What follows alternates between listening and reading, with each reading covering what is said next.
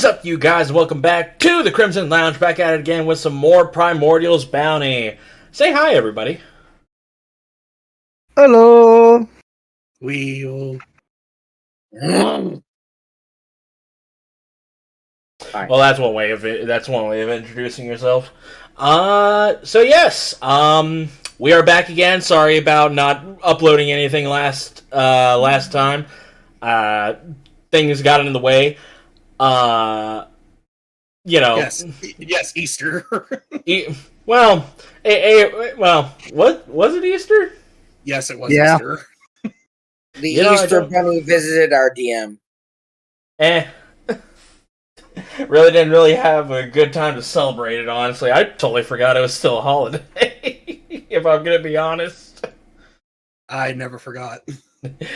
Yeah, well. I never remembered. Let's see, what else happened? There was an eclipse. How's everybody's viewing of the eclipse? Dirk. Clouds. I mean, I actually had a good view of it, but I didn't go outside. Huh? They got Dirk. Yeah, it's like seeing it for the first time ever. The photos that you would see of it do not do it justice. I can tell you right now, it does not do it justice. Oh, no, it doesn't. Like, not even close. But yeah, it was a fun time. Everybody at my work got a free T-shirt, and yeah, it's all right.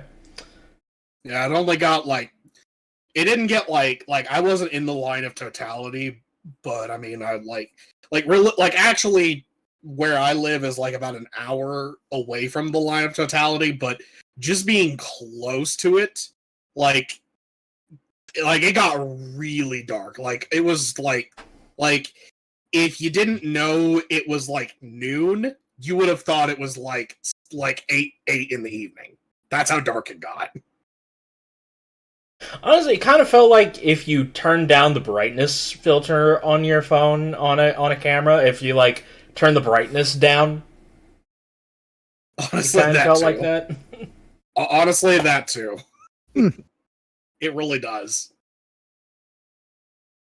Yeah. Well, if you've already probably noticed, On is not with us right now. I have no idea where he's at, but if he comes on, he comes on. If he doesn't, oh well.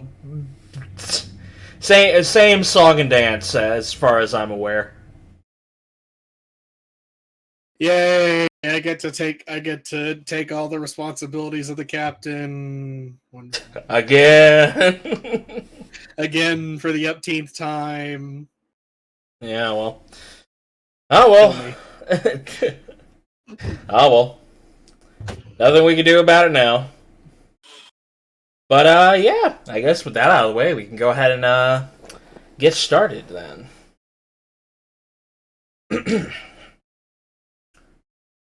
When last we left our crew, Zilyana the succubus witch, Starzin the Lalafell artificer, Slips the Slimefolk monk, and Brutus the Envie ranger.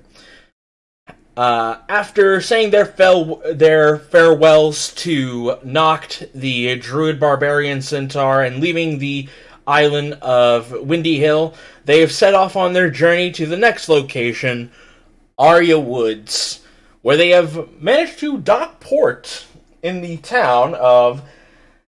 Even though I said Tempo last time, that was not the correct name of it. Tempo is the other one, isn't it? No, that was the beta name that I gave it. Jesus. The actual name, if I go ahead and go through my notes real fast. Where the fuck are you?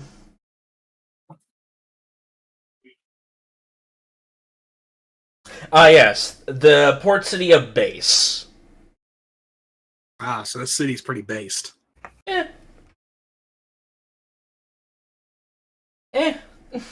As you arrive here, as you manage to dock port into the port city of Base,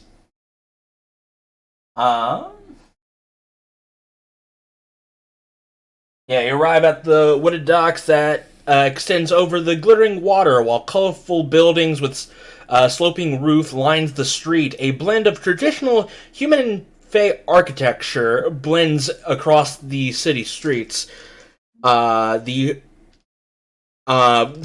accompaniment of natural, the elements of nature with the vines and flowers intertwine with on the buildings.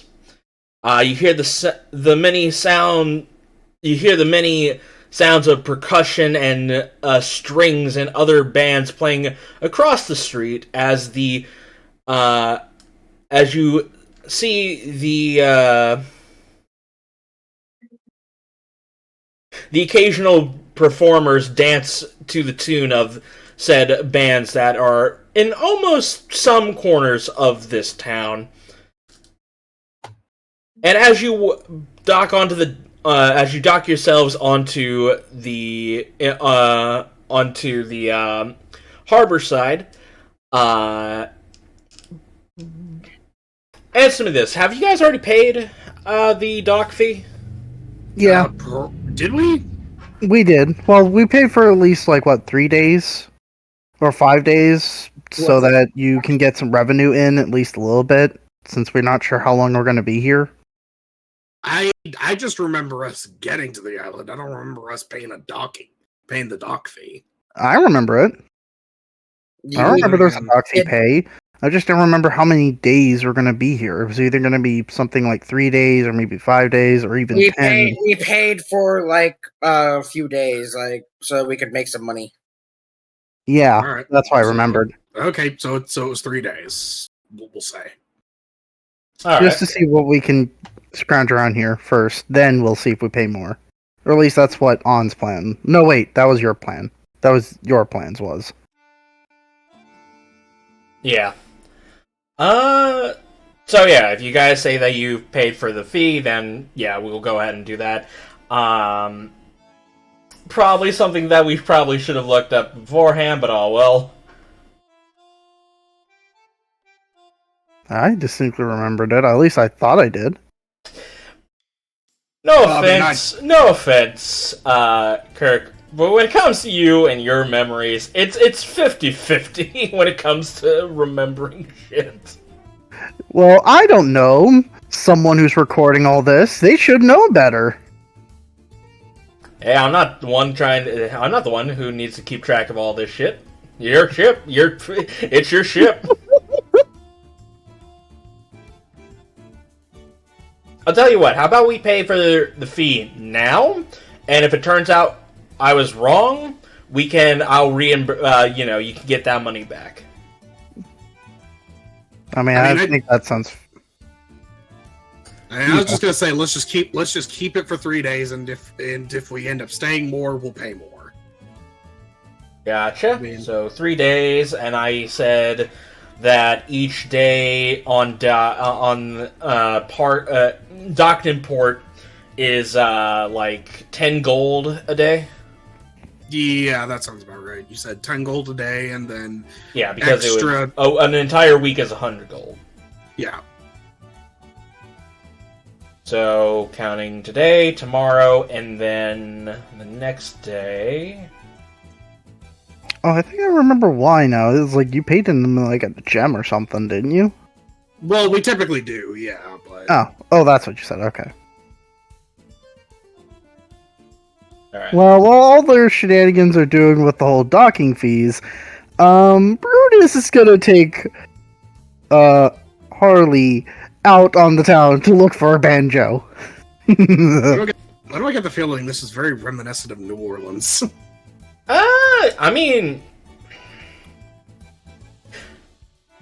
No, not really. I doubt it. I'm doubting it is. It's just one of those weird hunches I have. You know what I mean? Yeah, it's kind of more. It's not. I guess it depends. Does New Orleans do a lot of jazz? Yes. They're famous, for jazz, blues, kind of that stuff. They're at least known for it. They're known for jazz, blues, quite a few other things too. But like jazz, big one, like one of the big ones. Then there are some elements of New Orleans in this, with some of the bands playing mostly jazz music. Alright, yeah, you can go off and go buy yourself an instrument if you wish. Let's see. I don't expect it costing that much, but I could be wrong.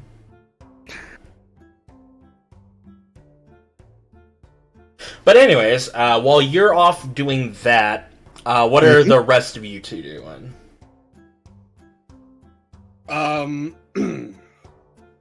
Well, the first thing I'm going to do is I'm going to, before I set up any potential business. Well, can I set up like the whole business sign and then go out on the town to do to scope the place out for potential other business opportunities? I mean, you can set up the sign and everything, but I won't be able to do it till I come back. Exactly. Okay, that's what I was thinking. I just wanted to double check. I'll save that for later. I guess I'll go out and see what the. Yeah, I'll actually run to the hunt, see if there's any like odd jobs to be done, hunting, other stuff. You know what I mean? Kind of scope the place out for work. And whoever wants to come with me can come. Alright.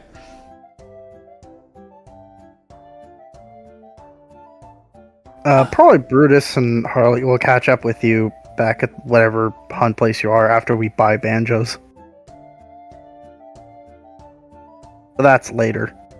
Yeah, I'm mostly going to be scoping out taverns, and then probably if they point us to a direction of like hunting lodges or whatever. Wouldn't be a bad thing to investigate. Clyde, what are you up? What is Sips going to be doing?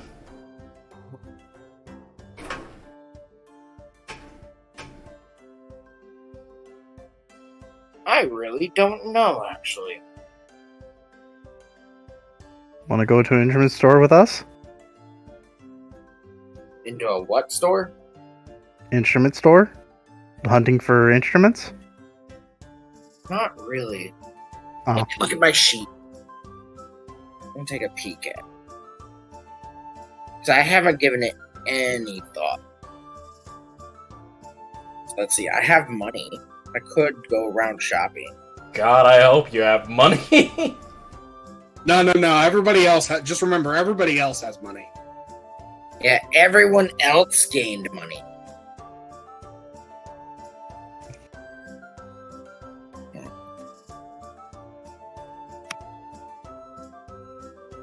What I am probably doing is, I'll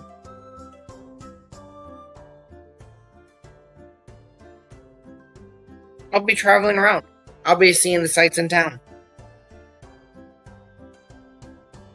Alright. You can random invent me if you want, or that's just what I'm doing. Okay. In that case, let's go ahead and go with Brutus, as you and Harley go off into the streets, and you walk around. Eventually, you find a couple of stores that sells instruments.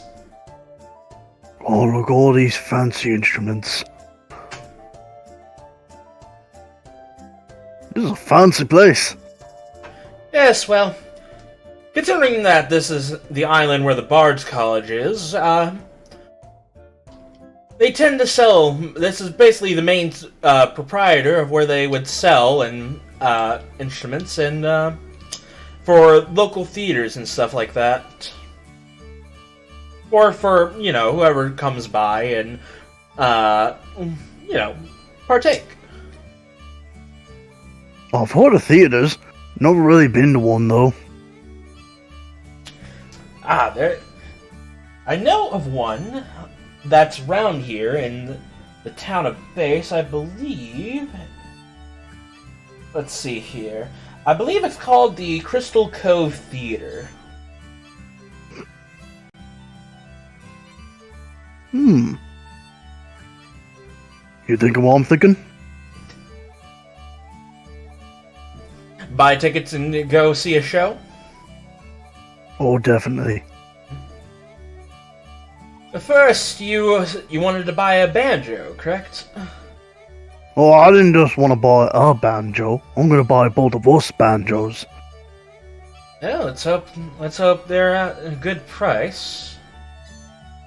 And That can't be that expensive. It's just a bunch of wood and string, right? How expensive can it be? As you say that, it's like as soon as you say that. Hang on.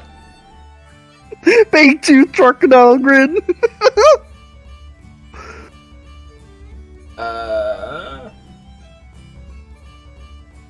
Yeah, as soon as you say that, the music there's no music being played as most of the customers in the store just slowly turn to look in your direction.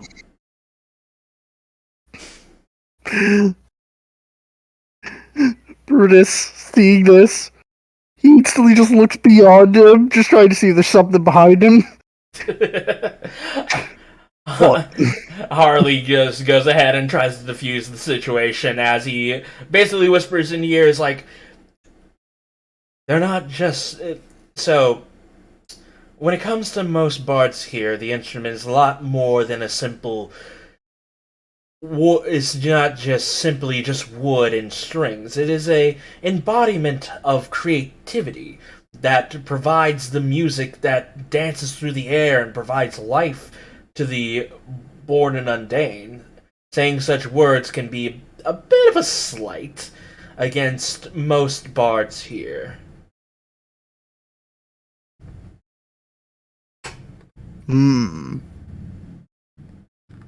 So what you're saying is I kinda made a dick joke, didn't I?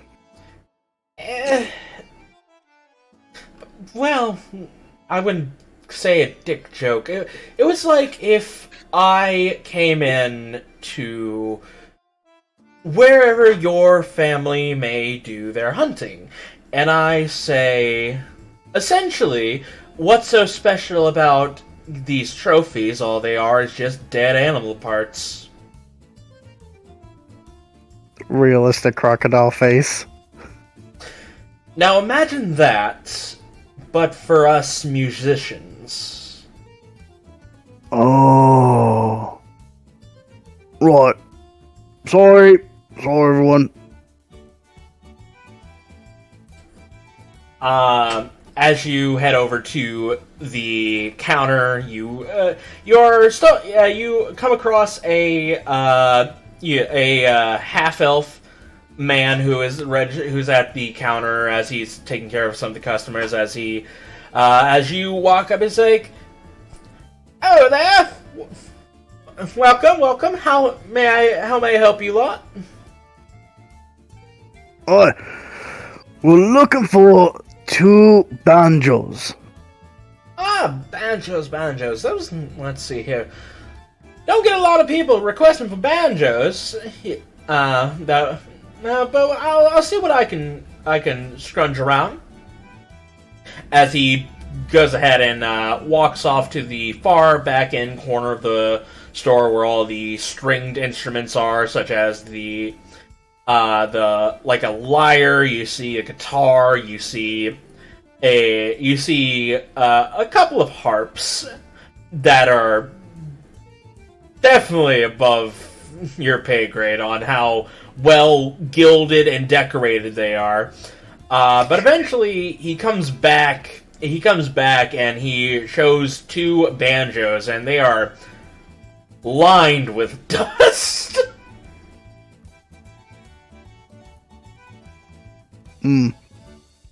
Oh, I guess not many people like banjos around here. Though I do take it, see how it is. Go ahead and roll me your instrument, if you would. Oh, yes, I would.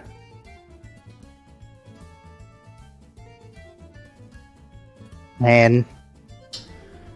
I mean, you play a couple of tunes. It's good so far. Probably needs a little bit of a tuning, a little bit of a tune-up on some of the strings. But I mean, it's fine. It'll have to do. What do you think? It's I don't know. It's another instrument on my repertoire. I'll show both of them. Let's see here for the two. God, I wish it would just. I'm going through. Do they actually have prices? Yes, they have prices. I'm just trying to find because banjo is not on the list of many things here. And surprisingly enough, not even a guitar.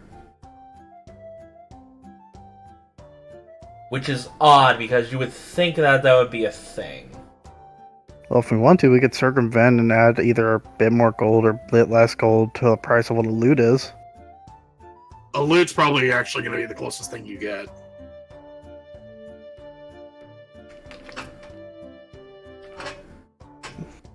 Well, I guess it depends if I can find it first.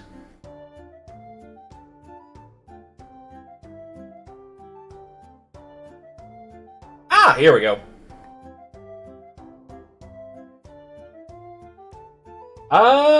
Let's see here. He can go ahead and offer a...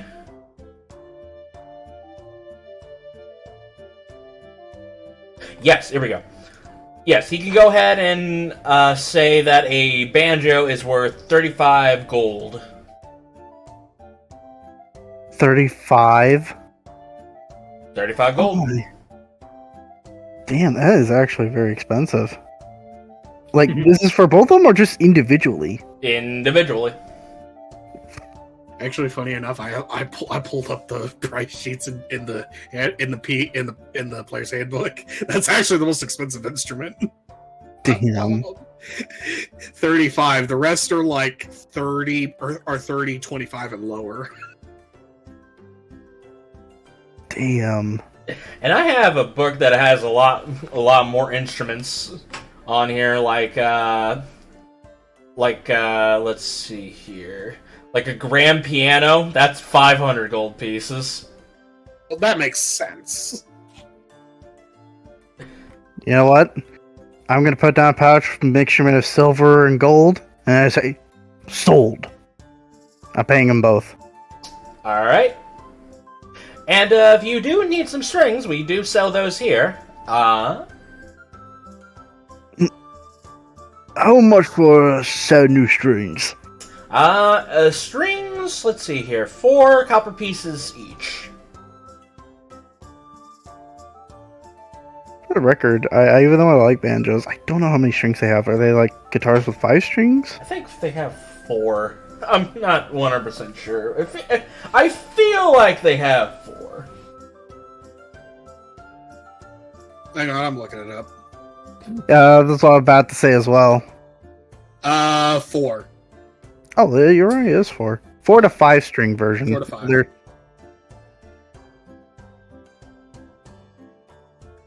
And how many for one?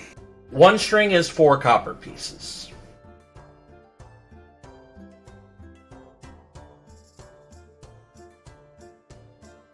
Okay, I could do that. I put down 40 copper pieces and buy us each 5 strings. Yep, that's math. Alright. You go ahead and you place down the money, and with a warm smile, he hands you your 2 banjos and your 4. I bought 10 strings in total. 10 strings, yes.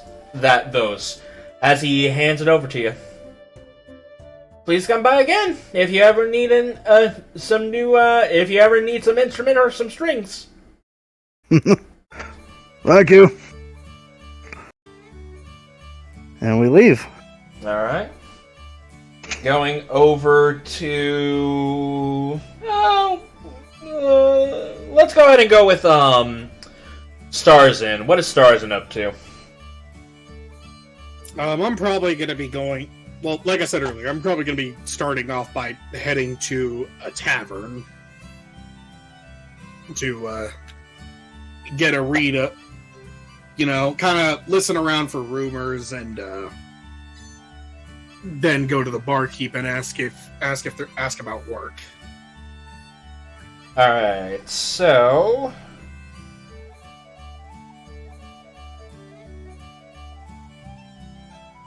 alright, let's see here. So there are 3 taverns that are in the town that are in the city of Base.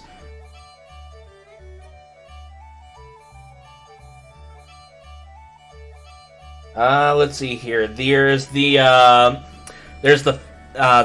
Fairy's Flask, the Mermaid's Melody, and the Witch's Brewhouse. You know what? I have a feeling On would probably want to go to the Witch's Brewhouse, so that's where we're going. Alright. You go ahead and you arrive at the Witch's Brewhouse, and it is the most, what's the word? What's the good adjective for this? It's a bit dingy. This is... When it comes to taverns, this is more... It's not the greatest tavern. Like, this is where some of the shadier people might hang out in the senses of that.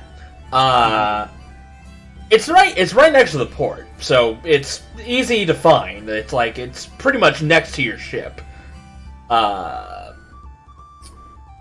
Hey, sketchy bar. Yeah, it's a pretty sketchy bar. But all and the same for every bar. They do have a hunt board, a hunting notice board, so you can get that. If you can look at that. I guess the ball's in your court. How do you want to go about this? I'll run out. I'll go up to the hunt board and see what's there. Awesome. Okay. You go ahead and you go up to the hunt board, and there are actually 4 new hunts on this board. So yes, and there's that. I'll go ahead and show off the quests on here as well.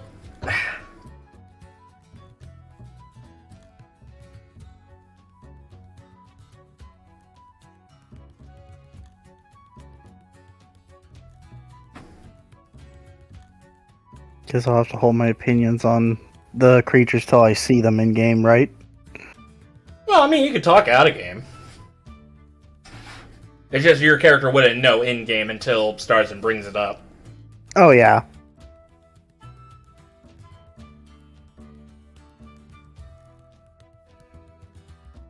Interesting. Yes. We have the Garmva-Wolf, the Copperkill Slime, the Dire Wildebeest, and the Kira Erdel.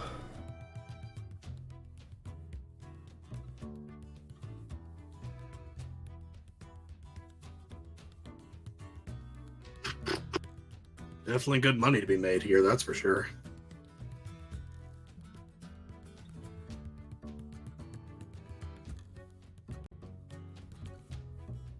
Alright, I'll be grabbing the posters and probably... Yeah, I'm gonna grab the posters and make my way back to the ship. Okay. As you grab a poster for each one, a new one pops up onto the notice board. I'm just imagining like a magic, like, sorry, like a paper printer. I'm just imagining.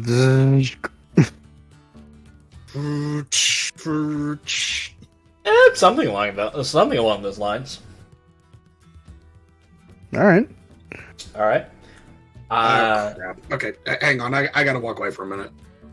Okay. I guess while you're doing that, Clyde. Well, what's a good thing for Clyde to be doing right now? So like you said, you're walking around the streets, right? Just admiring the view and stuff like that. Yeah, I'm walking around, exploring the town, visiting places, sightseeing, I guess you could say. Okay.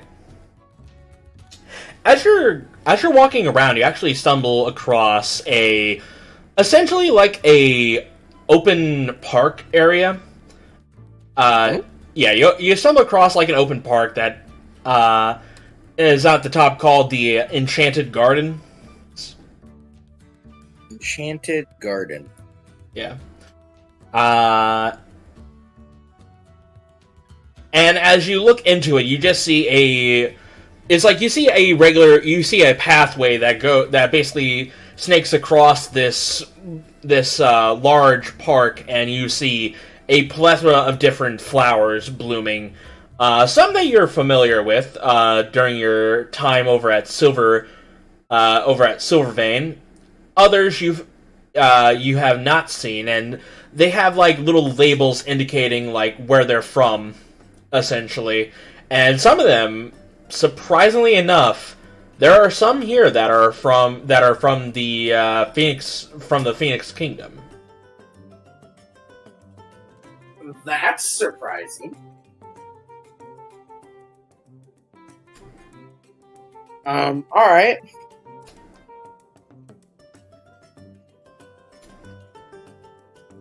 So that's very surprising. There are some here from the Phoenix Kingdom. Flower garden, basically. Yeah, it's a giant flower garden, and so far the people that are maintaining this garden are a bunch of fairies that tend to be flying around, either sprinkling water onto the flowers if needed, making sure everything is doing all right. And as you get closer to the center of the garden, you actually find a statue of a elven man that that has a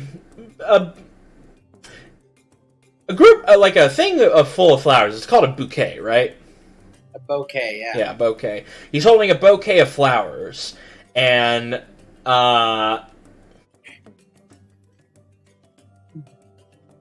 at most you could probably, there's a statue of a man holding a bouquet of flowers.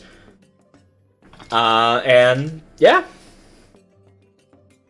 Is there like a plaque that I can read, like tell me who this guy is? Yes. Let's see here.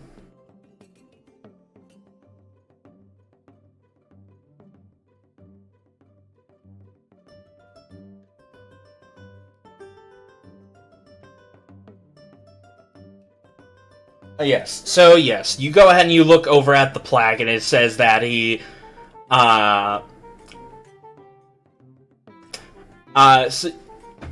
far, the person that created this garden, his name is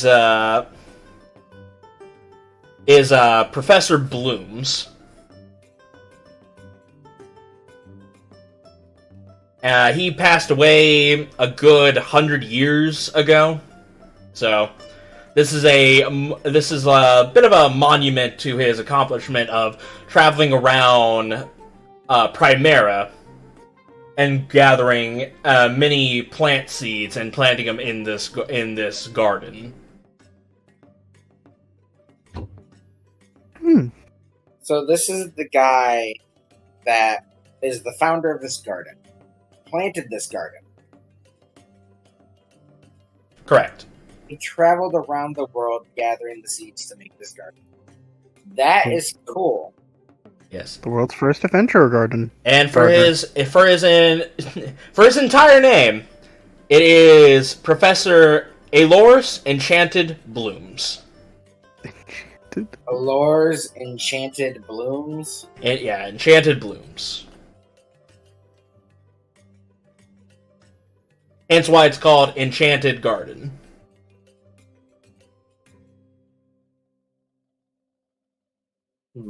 What race is he? He's like a human? Elf? He's an elf. Full-blooded high elf. Oh. Oh, he's a high elf. He's better than us.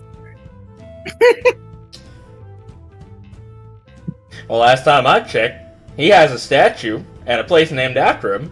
You don't. So, yeah. Yeah, of course he's better than us. Yeah. Oh, I'm sorry. Where's your statue? Yeah, I suddenly start having this conversation with the statue, being like, yeah. As you're having this conversation, one of the pixies comes up and is like, are you okay? You've been standing here for a while, talking to the air. Oh, yes, I'm okay. Just admiring the garden and the statue. Could you tell me a bit more about this place? Certainly I can. Well, let's see here. Where to begin? Well, most flowers here are from around Primera, and I am no longer going to do this voice because it's going to be ear-grating to listen back to. Always say, this was great! And here I thought you were gonna stop doing it because it was starting to kill your throat. No, it's not killing my foot. I'm getting secondhand embarrassment right now. Commit. You know what? Fine, I'll commit. Motherfuckers. So yes, here in Enchanted Blooms, it has been Professor Bloom has been collecting many flowers from all over Primera, and he brought them to this one location for all of the Leviathan Empire to see whenever they visit Aria Woods. That's pretty noble of him. Yes, he had a bit of a vision when he created this place. Unfortunately, before he had the chance to set voyage off to the Grand Sealy to collect flowers from that location, he came down with a bit of a illness. So you're saying that the garden is incomplete? In a way, yes.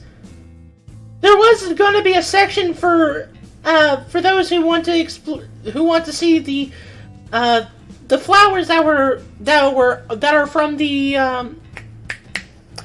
Grand Sealy, but unfortunately, he didn't have the time to put in a place for it. However, if people were to bring in seeds for that place, we could try and construct an area for it.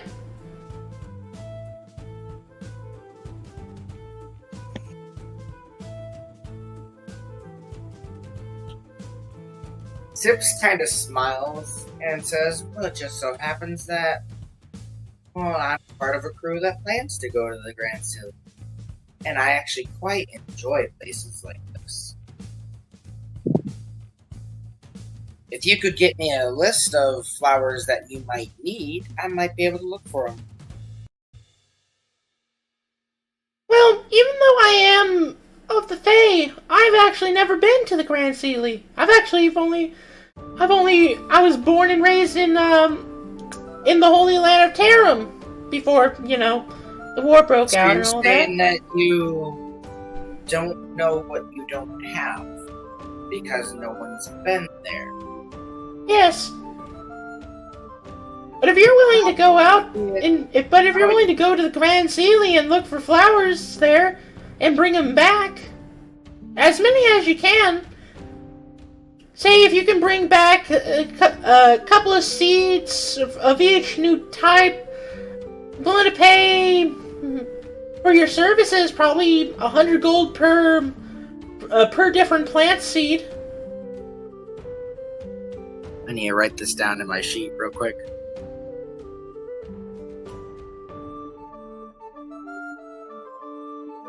So yes, here's a little fun little side quest for you.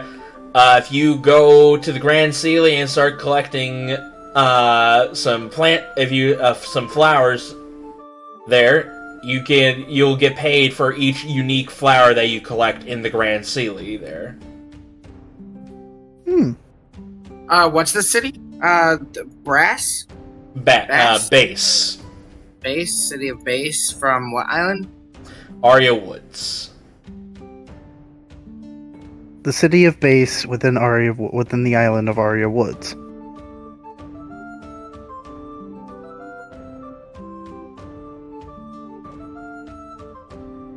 You also put in... I think you also called the garden the Enchanted Bloom Garden, correct? It's called the Enchanted Gardens, and the person... I got it mixed up because the voice was throwing me off. So yes, the person who made this garden is Professor Bloom, and he created the Enchanted Garden. Oh, okay. I mean, as long as we got really feedback, I think that's cool. I smile, and I'm like, well, of course, I think I can help you out. Oh, I tell you what, how about I go ahead and get my boss so we can get this official. Go ahead. I'll be waiting here. As she flutters off, there's a park bench you can sit by as you wait. Oh yeah, I sit by, I admire the sight, I commit it to memory. I'm like, this is such a beautiful place. Very sniff some flowers. Something flowers. Something of note, as when you first docked here, it was like a dark, like the forecast was basically dark gray clouds, basically cascading over the sun. There's actually sunlight in this area, and you look up and you actually see a big ball of light that basically encompasses all of the gardens. A dawn dome. Yeah, something along those lines. But after a few minutes or so, the pixie comes back and, funny enough, she brings back a hobgoblin. Hobgoblin?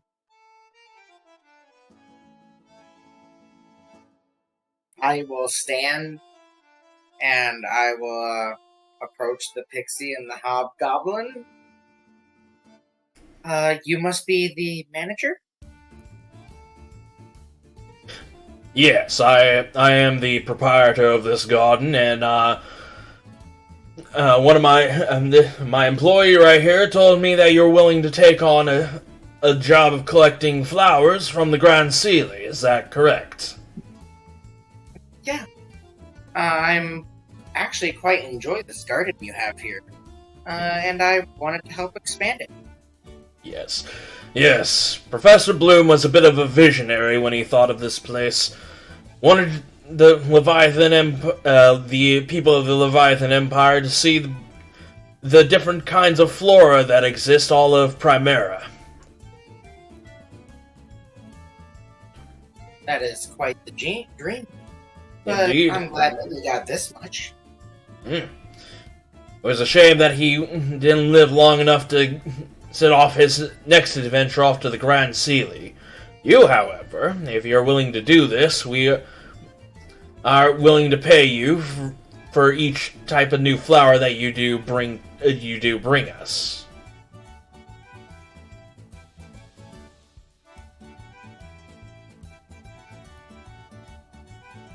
Yes, I did hear that. There was about 100 gold pieces, I heard. Yes, that sounds about right. That sounds fair enough. In fact, I even have a place on my ship where I can grow additional flowers. Well, if you were to go ahead and grab some seeds, as he goes ahead and hands you a piece of paper, and it contains it contains sigils for a teleportation circle. Mm.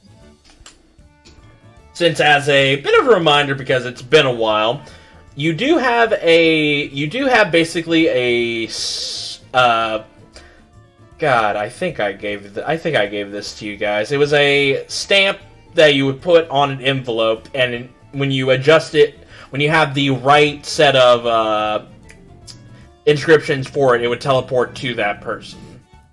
Runes, inscriptions, symbols. Yes. So I have a paper.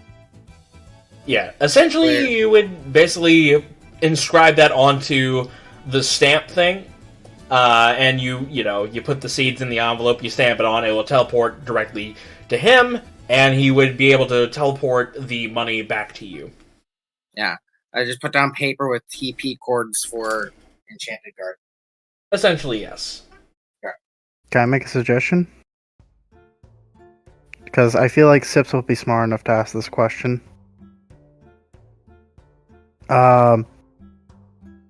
Would she ask for an encyclopedia of what they already have, so you don't get confused?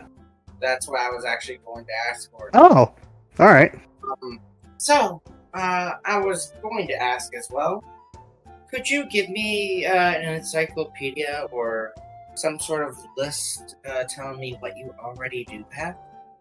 Oh, certainly, as he goes ahead and gives you essentially a book containing all the flowers that they've collected, that Professor Bloom has collected already, and hands you the book, and it's pretty much in good detail. Like, each page has a different type of flower, with a biopsy of, like, the colors and what it provides medically and stuff along those lines. Basically, a brief history about the flower and what it means in certain cultures and stuff like that. Essentially, what I'm going to be doing for this is, when you do arrive to the Grand Sealy and start looking for flowers, I would have you roll a nature check. And at that point, that's where you would need to jot down what flowers you found there, because, so that way, we know essentially, I'm not gonna be like, oh yes, you find this flower, but it already exists in the site. That's not gonna happen. Yeah. But now I do have a book that that does say what the known flowers in the world are and what they do. Something along those lines, yeah. So some of them won't have medical purposes, just so we're all clear. It's just more like filler and fluff stuff. Yeah, it's filler and fluff stuff. I love filler and fluff. In fact, I love it so much, I'm going to thank him, bow, and I'll say I'll send you some as soon as I get some. As I sit down onto the bench, open up the book that he just gave me, and I start going through the book. Yeah, as you go ahead and you sit down on one of the benches and start looking through the books. First of all, the penmanship of Professor Bloom is astounding in the way of how he jots down his notes in a concise and consensus way, to where is like, oh, so this is the name of this flower, and this is what its many colors are, and the variants of it, and stuff along those lines.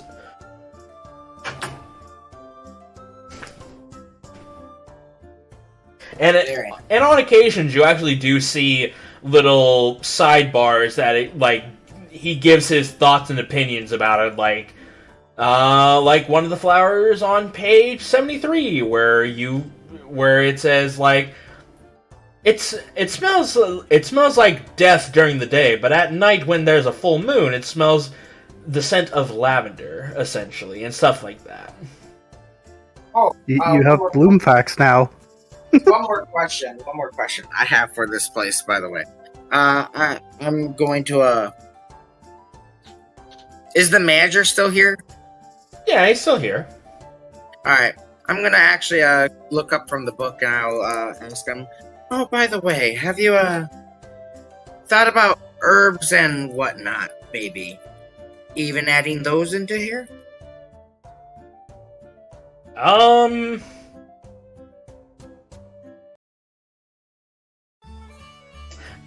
DM has to think of this now. Mm-hmm. Roll a 50-50 chance? No, I'm gonna say no on herbs. Okay. Yeah, make it more easier and simple. Yeah, I simply say, oh, well, that's a shame. Herbs are very useful. I'm a big fan of herbs myself. But flowers are very pretty.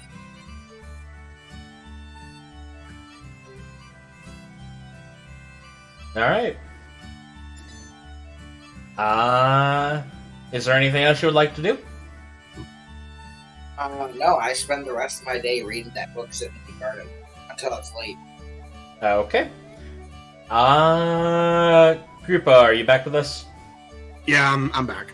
Alright. In that case then, it's getting late, as it were. I take it you all head back to the ship at this point? Yep. Mm-hmm. Alright, you all head back to the ship. Banjo in hand, books being read, and a bunch of papers indicating the next set of hunts. Do. Does Metro's library still have the bestiary still up? Yes, it does. Okay. When I get back to the ship, I'm going to set the paper. I'm gonna get books on each of these creatures. Okie dokie. Do you want to tell your companions about it? Yeah. When I get to the ship, I'll say, okay, everybody. The good news for in terms of work is I've got some posters on some hunts, 4 to be precise. Oh, that's always good news for me. Oh, there's not going to be any bad news about it, right? It's always a good hunt. I mean, hunting's fine. It's a good source of income. And I enjoy myself when we do it. Well, in terms of the hunts, this is what apparently is in need of hunting, and after I explain this, I'm gonna go get books from Metra to get more intel on each of them. We've got the Copperkill Slime for about 3,200 gold reward. Oh, homicide. My old friend.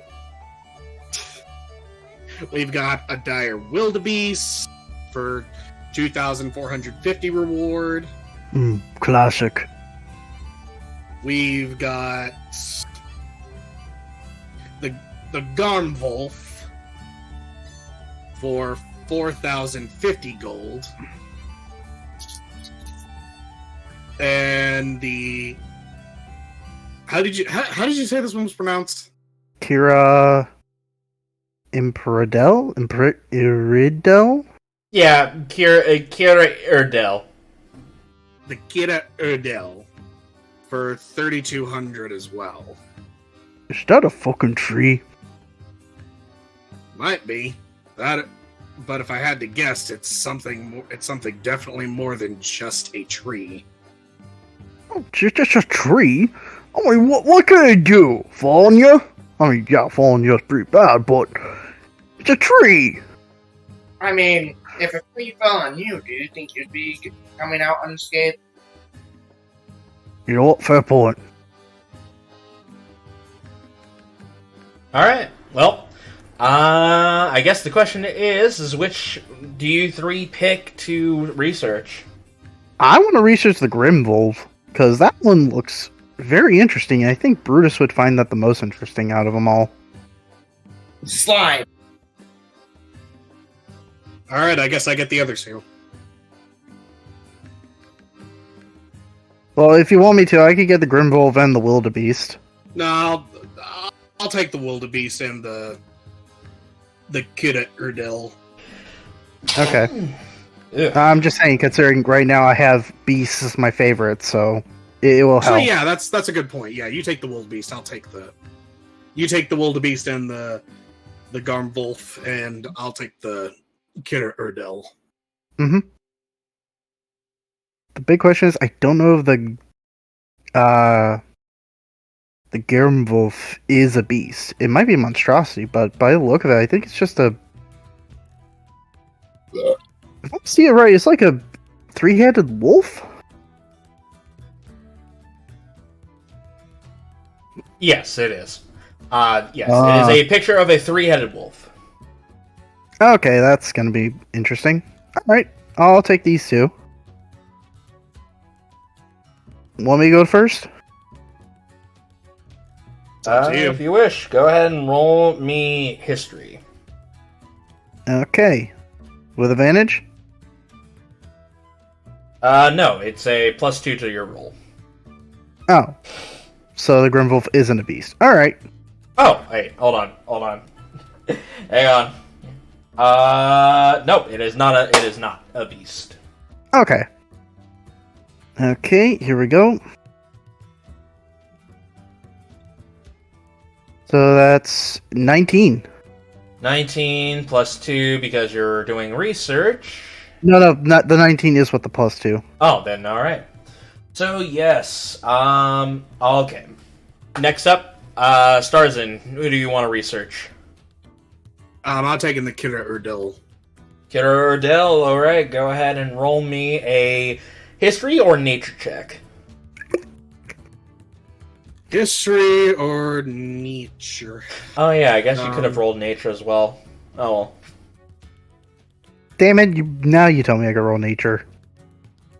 Hang on, before we continue, I need let's refresh on what the benefits are real fast, because it's been a while. It has been a very long while. It has. It has. Research. Yes. Arcana, you can choose one of the topics. Yada. It's an investigation roll. That's what it is. Oh, so it's investigation? Yes. Modifier Which- would still be the same. Yes. Sorry. So yes, roll me investigation. My apologies. So does boss just keep his roll? Yes. Voss will Yeah. keep his roll. And do you mind if I roll for the Wildebeest real quick, just to get out of the way? Well, hang on. Let's get Okay. in order. Alright, okay. Investigation. Natural 20. Already starting off. Pretty hot. You know our freeze. Okay. All right. Okay. Sips. Who do you want to investigate? God, it just makes it funnier with your makes it funnier with your user Discord name, Oakhart. Slime, what role do you want? Investigation. Investigation. 19. All right. Now, Brutus, go ahead and roll me an investigation for the dire wildebeest. All right.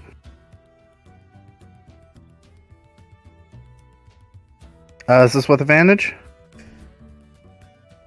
Yes, because of what's giving you advantage? My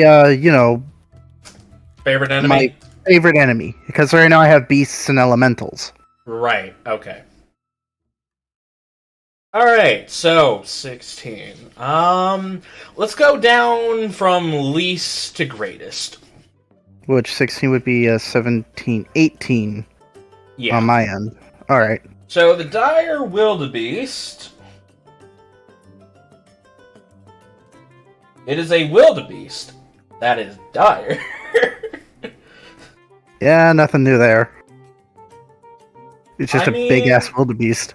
Yes, it is. It is essentially a large. It is a large wildebeest that. Yes. Let's see here. Alright, so with a 18, the info that you get is...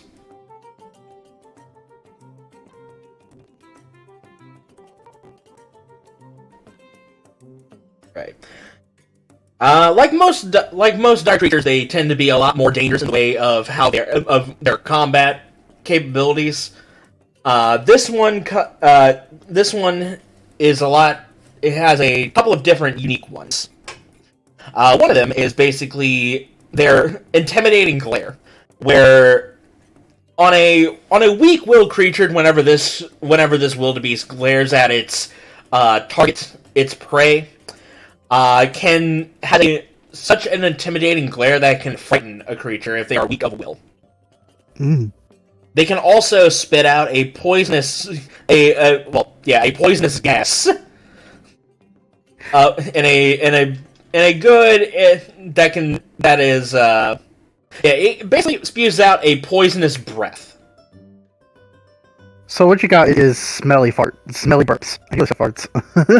Yeah, but it's the equivalent of bad breath. Yes, Yeah. it's so bad to the point where it has killed people. And let's see here. Something of note that you should be wary of is when it begins to do a stampede, because by itself it has enough power where it feels like 20 wildebeests are going to be that it can trample over a person, essentially. Oof.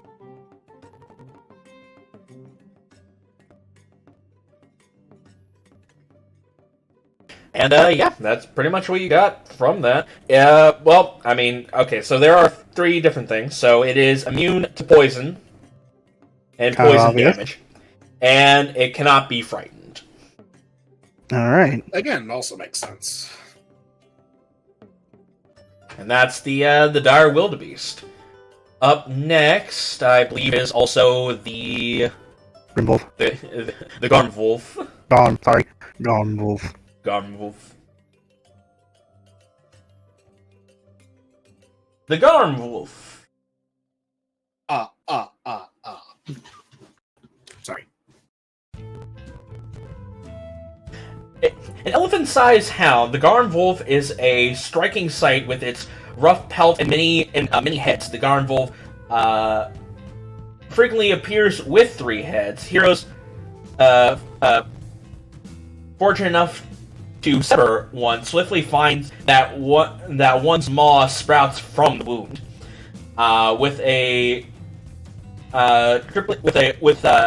With triple keen sense of smell and even watchful disposition, the Garmful makes for an exceptional, if terrifying, guardian.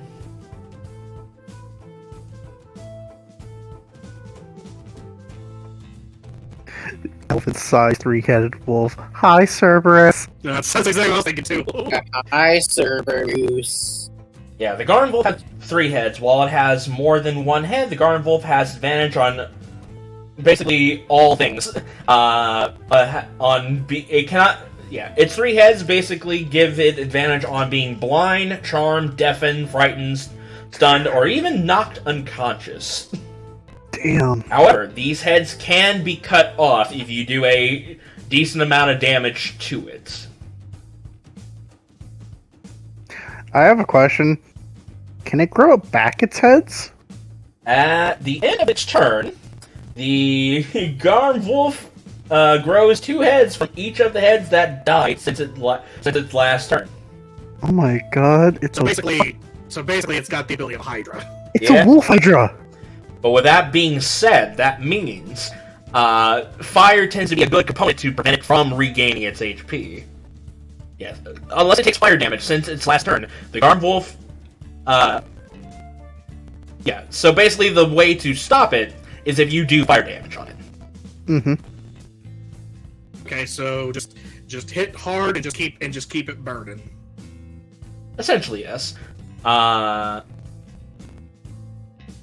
On top of that, it also can do a interesting So yes, when 3 of the heads, the heads of the Garmwolf exhale a 3-part howl, one inflicted with poisonous spittle, one thunderous bellows, and one a frightful bay, and a 30-foot cone.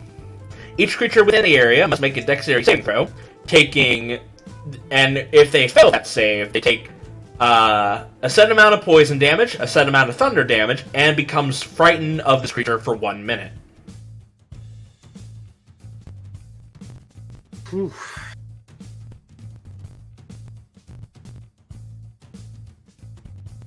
Is it bad that I kind of want to fight it? I mean, truth be told, so far I'm not hearing anything that basically is like the Dobson. Oh, it turns out if it bites you, you get lycanthropy. I mean, lycanthropy is not nearly as bad as turning into a Dobson. Fair enough. No, it does not give lycanthropy. However, it cannot be surprised because there's multiple hits. That's Okay, not that's surprising. That's not entirely surprising. No, it's not. I mean, it's a wolf with heightened senses and has 3 heads. That makes sense. Yeah. All right. Next up is the Copperkill slime.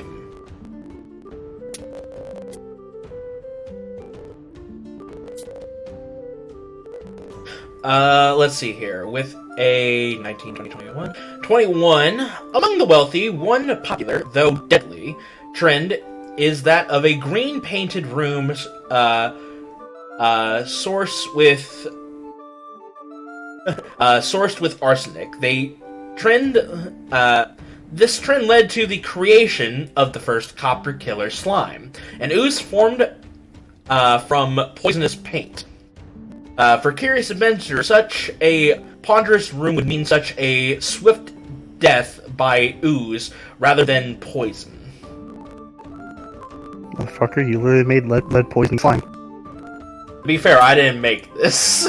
Okay, most of these monsters came from Kobolds, so. Kobolds? So yes, it is a slime, so that means it can do what most slimes can do. Go into 1-inch wide cracks without squeezing. This one cannot be put to sleep. While the slime remains motionless, it is indistinguishable from objects or structures it is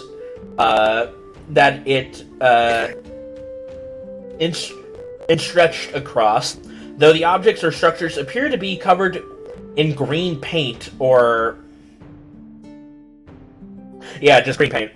The slime can climb difficult surfaces, including upside down on ceilings, without needing to make an ability check. Whenever you're hit with its pseudopod, it does additional poison damage.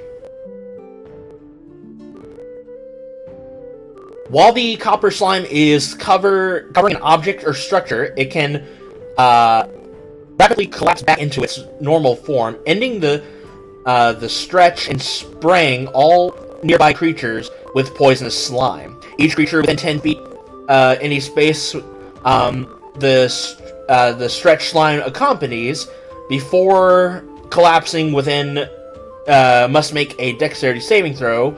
And those who fail takes a sum of poison damage and is coated in the poisonous slime. A creature that is coated in this slime takes poison damage at the start of each of their turn. Jeez. So you are dealing with a creature that can morph its body into structures and deals poison damage. I'm seeing a trend. Poison, poison, poison. Not gonna lie, this is completely coincidental. I'm sure it is. All your woods is full of toxic people. Well, alright, on to the Kira Urdell. I mean, hear me out. I can morph myself into poison resistance. You can? You can. I can. You can. But then again, that would be good for any of these creatures. Alright, so the Kira Ordell is a sentient tree. It does not speak, but it is known for its incredible strength and resilience, capable of withstanding the ravage of time and weathering, even the most ferocious of storms. Its bark, is of a white color, and is normally found in close to the deep. Is normally found in the deepest of forests. Okay. This creature, let me go ahead and pull up its stats real fast.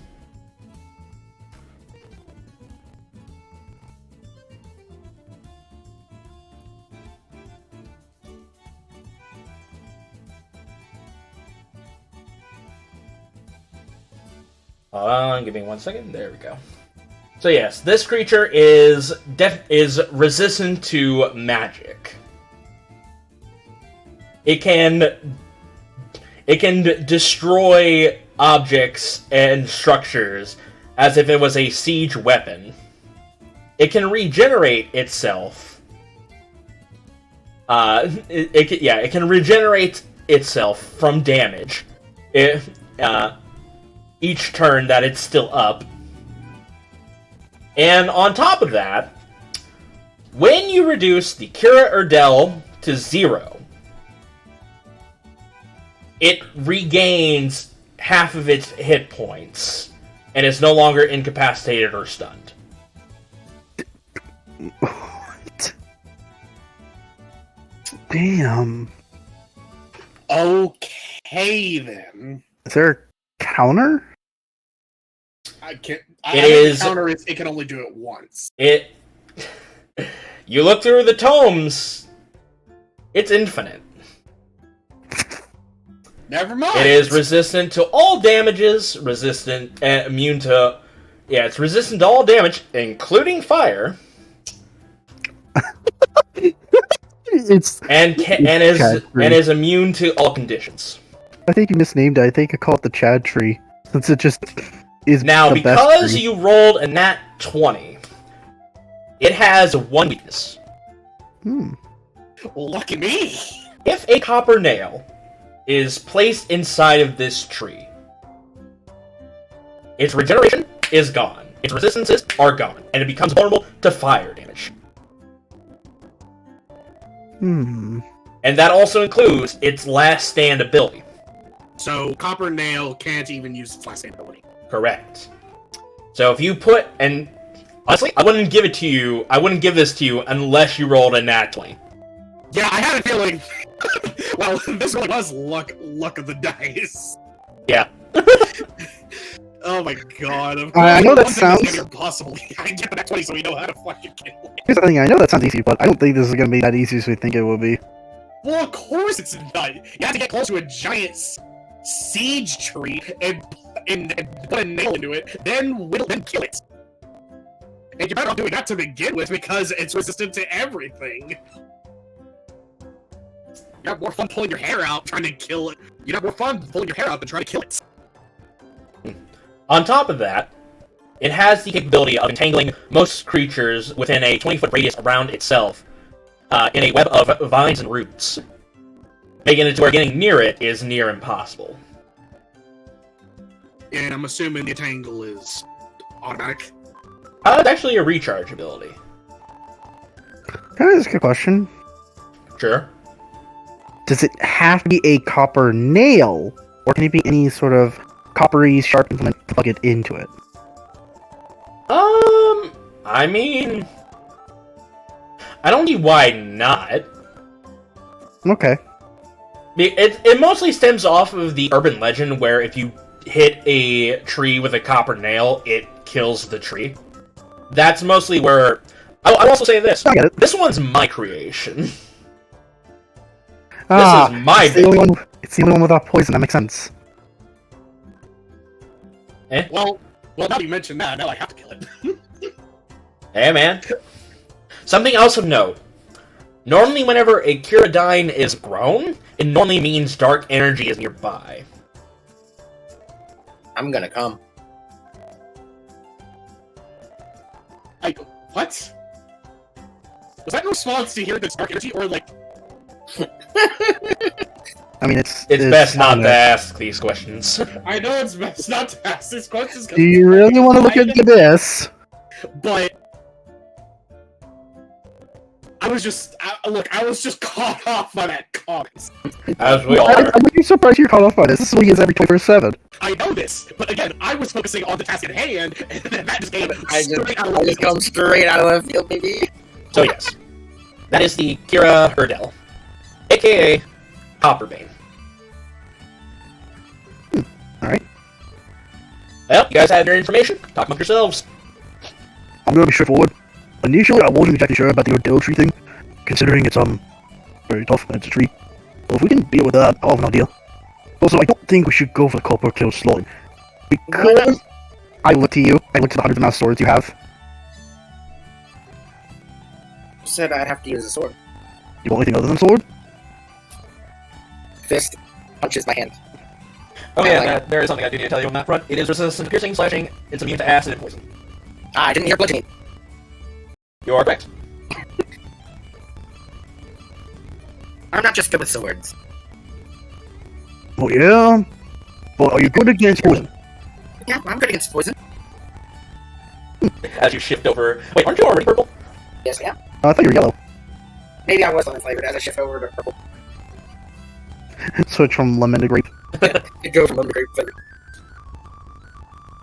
I'm good against plenty of things. What's something new about you every day?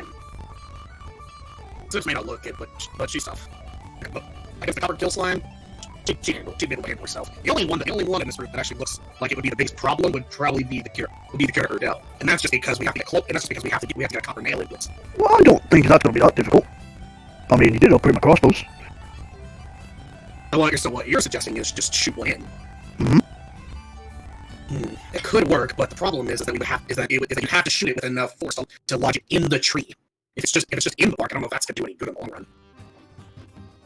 Well, I can always grab some copper-headed extra bolts, maybe cost some more of them, and, maybe won't get lucky enough. If not, I could always just, well, here's a big crossbow that we could get, and I'll just use that. I don't usually like using the big things, but I can use them. I'm thinking.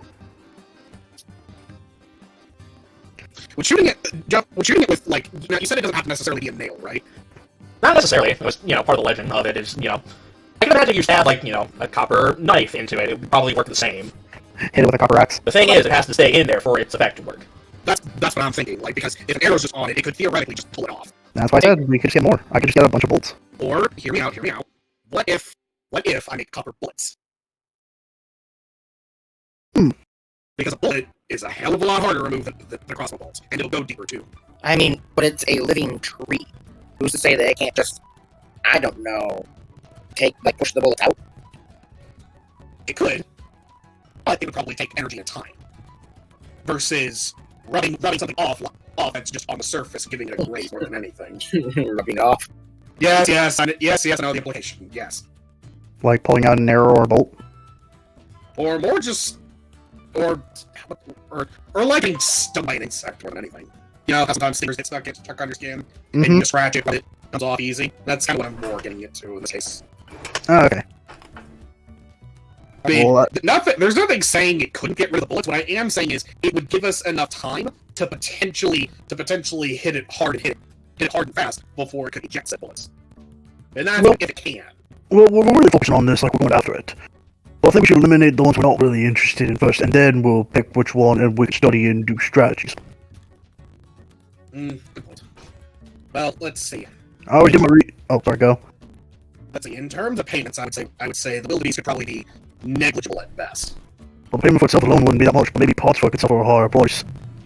Well, that's even if anybody would be interested.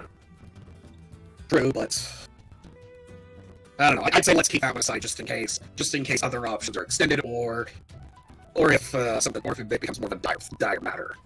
Mm-hmm. So, second payment higher ones is tied between the Tropical Slime and the Kira Urdel tree. Both are going to be tricky because, Well, the Citadel, we have to use copper to kill it. And, well, with the copper kill slime, it's mostly its poison we have to worry about. Not to mention, we have to get ourselves out to focus solely on doing bludgeon. Brutus gets a weird idea in his head, but he'll save it for later. Like, you see, he has a weird, like, he's scratching his chin, rubbing it, and thinking hard.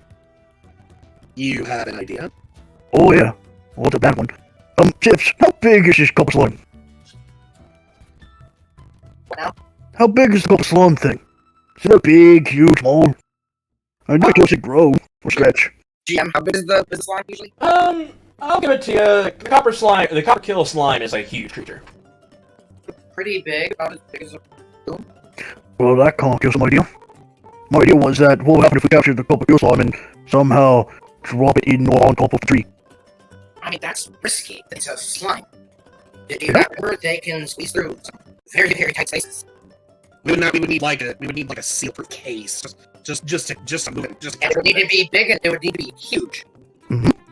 Like I said, it wasn't a smart idea, it was a pretty stupid one. But it was an interesting one. I mean, Sure. it is copper. And if it, like you said, could seep into things, maybe seep into the bark or through it and cause damage. Metro pipes up at this. Is like, I think it's just the name. I don't think it's made out of copper. Oh. I also think it's just the name. Looking back on the lore, how it basically was constructed by lead paint. It's more closer to lead than copper. Can we all just like after Brutus says that, just squint eyes, look at him? What? It has copper in the name. We're not gonna call it copper, you should probably call it lead then. Lead kill slime, that might be better. Because copper is poison. There's a copper poison. Because copper was a cooler name than lead kill slime. That sounds so dumb. More accurate. Maybe, but also what about a copper tail snake? It's the tail of the snake is not copper. Oh, I'm sorry. It's not made of lead. It's made of arsenic. Okay. You know, see, but Starzin just like pinching the bridge of his nose with his metal arm. He never said he was the smartest guy out there. He can study, he can learn monster things, but... he's never really studied slime yet. I'm not gonna say that. That's what you mean. Look, it was a fun idea I had, okay? It was stupid. Yeah, yeah, it was a really dumb idea. Oh, it's been pretty fun. Sure. Okay, back at the game. Anyways. Other than those, then there's the Gomwolf. God, saying it's like it's hard. You're Cajun, not what you call it, European, like Russian, something like that. The gunwolf. Gomwolf. Gunwolf sounds very difficult, particularly for me, as I don't have a way to deal with regenerative abilities. Yeah, you do. Maybe between all of us, between all of you all here, no one on the ship has any fire? No, I'm sure we do. It's like it's like God looks down from the ship and is like, yeah, you do. What are you talking about? Quite out of box. I do, technically, but that would put me more at the back of the party than Actually got ways of fire and... Ooh, I've actually got a... I mean, I could supplement my idea for fire for having, like, you know, baby fire bolts or flame dart bolts. I've actually got a handful of spells that could work for fire, so I mean, I could definitely do it. And also, there are potions of fire on the ship that I can bring. So, Yes, we can finally make use of the fire breath potions. So I mean, yeah, we have ways of dealing fire damage. Not to mention, I'm sure Zilyana might have 1 or 2 fire spells. And you know what? I'm gonna put my arm around Sips, and I'm just gonna say, well, think about this: Gomwolf trophies. Think about having all 3 heads on the ship. Or maybe you could take some of the parts, maybe the tough fur, or even some of their claws and teeth, make them into a new sword or weapon. not gonna lie, that's tempting. But I was actually looking at the slime to maybe make a poison outfit. I'm gonna be honest though, I'm gonna be terrible against slime. You already know I'm not good against slime. I mean, I didn't even get a shot on for Sips when we first met. And if slimes are good against anything that pierces or slashes, which is most of what I got, I'm kind of saying duck. Well, to be fair, in a situation with Sip, she probably could have. She was probably gonna win that one no matter what. I'm gonna be honest with you, and that's not even considering that she's a slime. I mean, I'm just skilled in martial arts. I can. She's just built different. Yeah, I'm just built different. Are you saying that you could 1v1 this slime? Excuse me, I'm burnt there. Say what? I don't think quite 1v1, but I would be able to handle this. Well, I wouldn't. I have sword and swords aren't really good against slime last time I heard. And I have bolts and arrows and pointy things like teeth. And the last thing I want to do is point it. I mean, there's no different range. You might not deal as much damage, but there's damage that's accumulated. And because I can be resistant to poison, it's not doing as much to me. I can just heal up as much as I want. I have my potions. could also be dealing punches to it, considering that's my whole shtick. And he holds up his metal hand. Yeah. But in terms of anybody else dealing bludgeoning, there's only a handful of people on the ship that are capable of at least be consistent against a copper kill. Wait, I do want to ask this. Do you just simply want this one for the challenge of it all, for the solid thing, or just the poison? Well, personally, I think poison is. Also, another person that would be good against it, Shock Graves. We have Shock, and we also have Gale, who would be handy against it. The Minotaur? I forgot his name, I'm sorry. That is true, Ruckus would also be handy. Oh yeah, I did see them all have hammers. Oh wait, what about that, the dwarf? Big old beard. Oh, caveman look. Good point. Dubnun could also be helpful. And especially doubly so considering he is a barbarian, but I don't know if barbarians are particularly good against poison. Well, to be honest, everyone, I'm not really interested in this one. It doesn't seem like too much of a challenge, but more of a game of, well, made for ships killing. You remember a story way back when about your Uncle Onslow who went off to go fight slime, called it the Man Maw. God damn it. I dare you use my past against me. Well, this is the consequences of my own cowardice. Now you see, son, I'm gonna hunt this Man Maw, I'm gonna make a trophy. Now you probably ask me how. I'm gonna put it in a bottle, put it on display. Woo-wee! Gonna look right fine if you put light under it, gonna make the whole room glow green. Never heard from him ever again. He died that day. Not even from slime, from rattlesnake.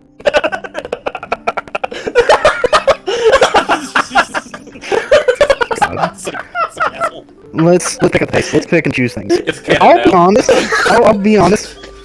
God damn it. I'll be honest. As much as it would be cool to fight the slime, I guess, I don't think Brutus would be interested at all. The Wildebeest is definitely something not too difficult or too interesting. It's a giant Wildebeest that's bad breath, and you can put the fear part in you. But the major things he would probably be interested in is just the Grimwolf. I'm definitely interested in the Grimwolf, because that's a big payout that we could really stand to benefit from. How big of a payout, boys? 4,050 gold pieces. What was the slime? 3,200. Yeah. Alright, you have me convinced. And honestly, and like I said, I mean, as long as we're utilizing fire, which really isn't going to be that hard, considering not only do we have a bunch of fire breath, but we've got at least three, maybe 4 plus spellcasters who know fire spells. I mean, hell, Harley knows Firebolt. Yeah, the funny thing is, actually, that's what Bruce was going to suggest. Go for We it. can just bring him, and he's just constantly shooting a Firebolt at it, and no problem solved. Hear me out, Ruckus. Does Ruckus actually know fire-based stuff? Earth. Let's see here. What was his name before this? All right, the Magma Bull. You know what? Tough but fair. It has been a while, hasn't it? Just a hot minute. Just a hot minute. Oh Christ! So yeah, you have plenty of people that has fire abilities. So yeah. So we're not I guess the question is right now is to speed things along a bit. Which hunt are you wanting to go to? Because here's the thing: there is a chance for you guys to do another one. Like if you hunt down one, you have a chance of hunting down a second one. Like it just depends on the dice rolls if they've taken care of it already. I have a proposition. What is your question? Well, my proposition is this. We go after the Grimwolf, the Grevwolf, and Akira Yurdell. You keep on saying Grim, it's Garmwolf, like Garnet. My dyslexia made me hard on this one, I'm sorry. That's fine, it's fine. Garmwolf. There we go. We go after the Garmwolf and Akira Yurdell. Prepare for both of them. And I suggest we bring a bunch of hammer, send a team B for Hammer Bros against the Killer Copper Slime. I mean, what play you guys who could do bludgeoning damage, not including Baracus. But, yeah, Baracus. Yeah, but the team going after slime would need me. We don't need one to resist the poison damage. Yeah, I think the only other person on the team that would naturally resist it would be, like, Harvey. Would he? I mean, Harvey... Does he have a dwarf resistance? Yeah, Harvey has that dwarf resistance, and so does Jobnung, because he's also a dwarf. Yeah, so that's actually 2 people like resistance slime to begin with. Do we really want to go for a split party moment? No, we're not splitting party. God comes down from the heavens. No! I forbid it. Hell, I forbid it, and I have more authority. I'm just asking you out of character, because, I'll be honest, I am not interested in killing the Copper Slime. Even if it's for the poison and the money, it's just not really anything I think Brutus would have any good interest in. Like, how can you make a trophy out of goo? Like, put it in a jar, there you go. You put it in a jar with some water. You make a lava lamp out of it. Yeah, I mean, definitely. Yeah, so I think priority is definitely going to be the Garmwolf for starters, and then... Okay, this is what I'll say. Let's prioritize the Garmwolf, since we can easily get that one prepped and done. And depending on what's left, we can choose between potentially the Killer Yurdell or the Copper Kill Slime, depending. Okay. Because, honestly, I think, depending on how the dice rolls go, it may be either one of those, or one would probably already be killed, and it'll be between one of them and the dire building. For all we know. Okay. By the way, what does my forecast cape tell me? What the weather's gonna be tomorrow? Sunny. Sunny with a light breeze, I think. Alright.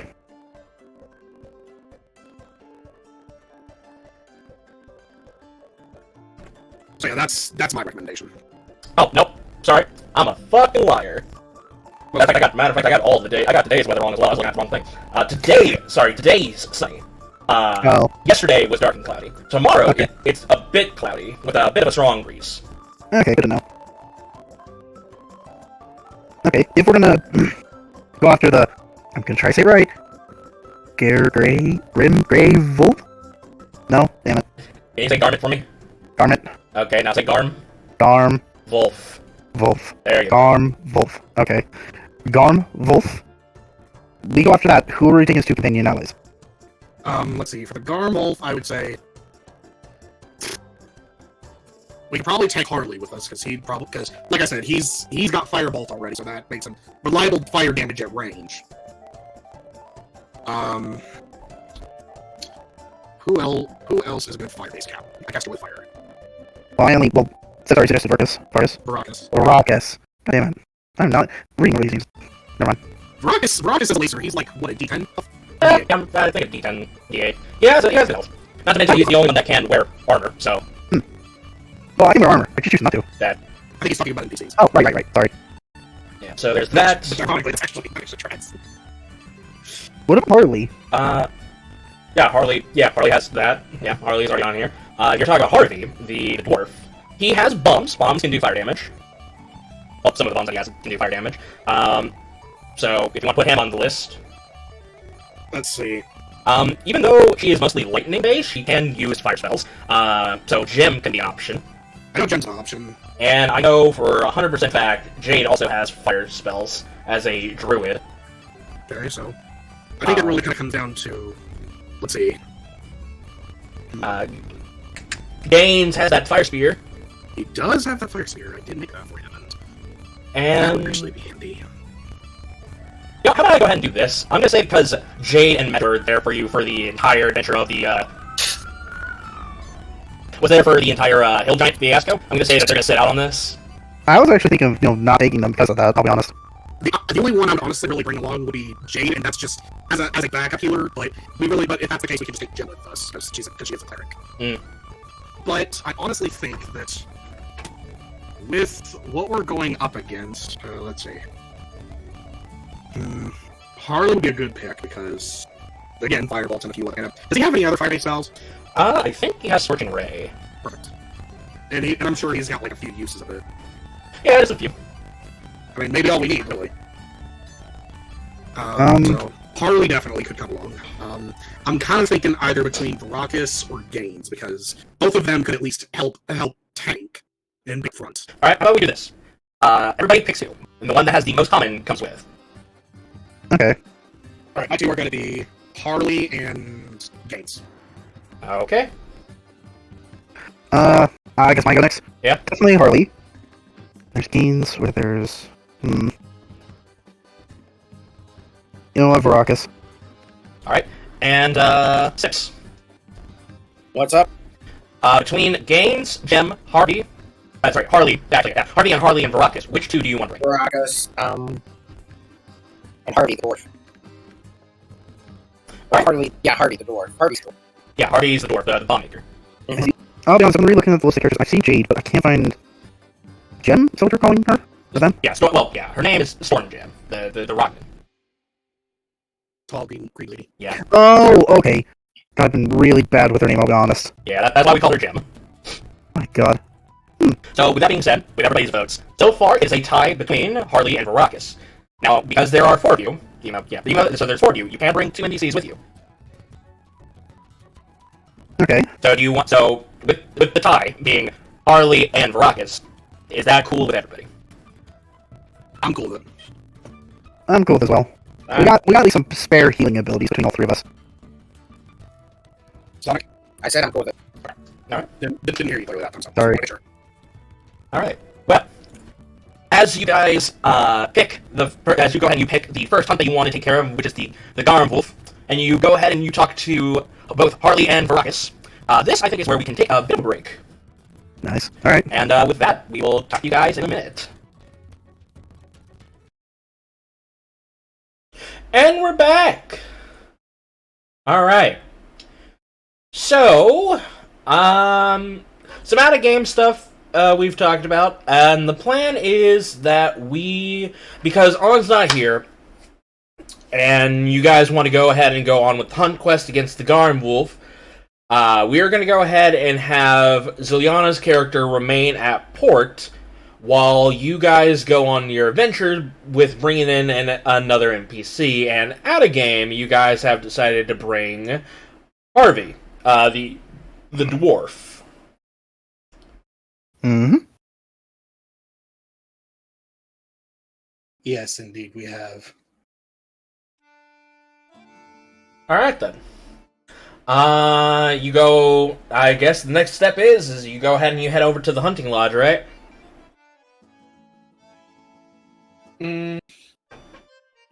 Yeah, but do we want to do those preparations just in case we go up against the copper slime now before we leave? Copper Well, slime. I had an idea. Well, I had two ideas actually. Mine was just simply take 24 of my bolts out, just 24 of my normal bolts, and leave them with the people at the ship. Make 12 of them copper and 12 of them blunt, and that's it.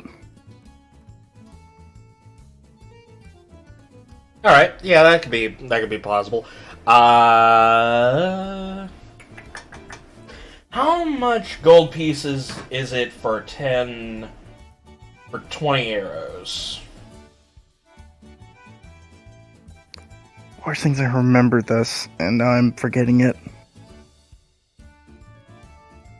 Arrows 20.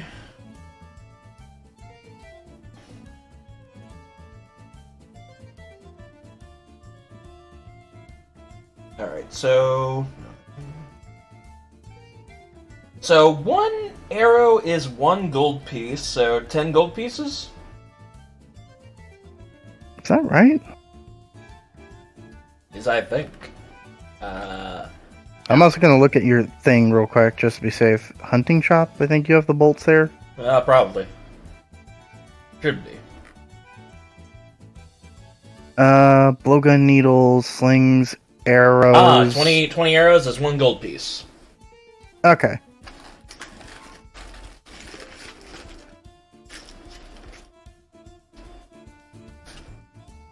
So in that case then, because 10 silver equals 1 gold. Yeah, 20 crossbow bolts equal 1 gold, yeah. Yeah, I'm basically turning 12 and 12 into Alright,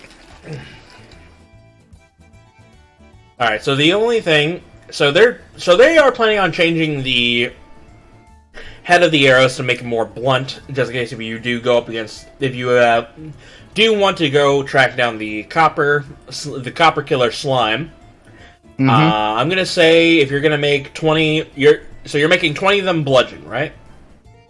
I'm making... No. I said I'm gonna leave 12 for bludgeon and 12 for copper.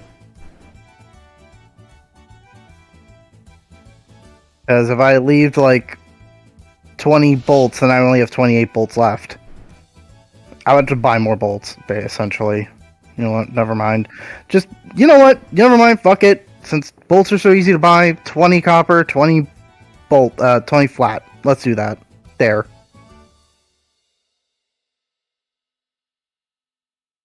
'Repeat that again? 20 copper, 20 flat. There. Copper.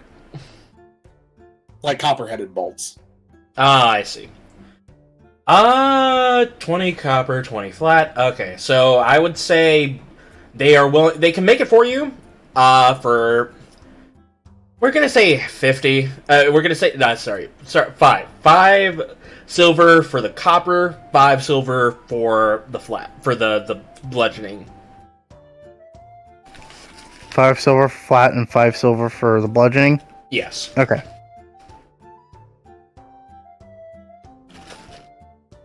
Alright. All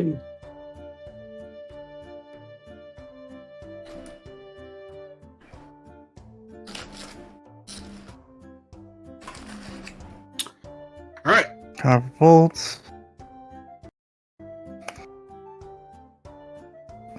I'm gonna put them down here for now, but I'm not gonna put them entirely in my sheet till we get back. There we go. Yeah, they can get it done within. They'll get it to you. They'll get it done by tomorrow, so it'll be an easy thing. All right. Okay. So you head over to the hunting lodge, right? Yep. Alrighty. So you head over to the hunting lodge, and you go ahead and you present them with what you're trying to hunt, and they direct you on where the location of each one are. And now I can go ahead and show you their locations. This will prep me for my things later. Good.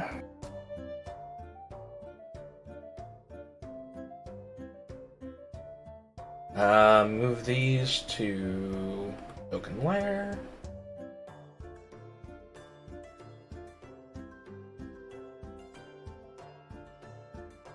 And token layer. Ah, damn. It's a big island. So far, the closest one is right in the southern area of the hills, directly north from your guys' location. So I see. So hills. Okay. Two are in the hills, one's in the plains. And one's in forest. In the woods. Deep. So it'll take you it'll take you a day and a half to go to the location of where the Garm wolf is. All right.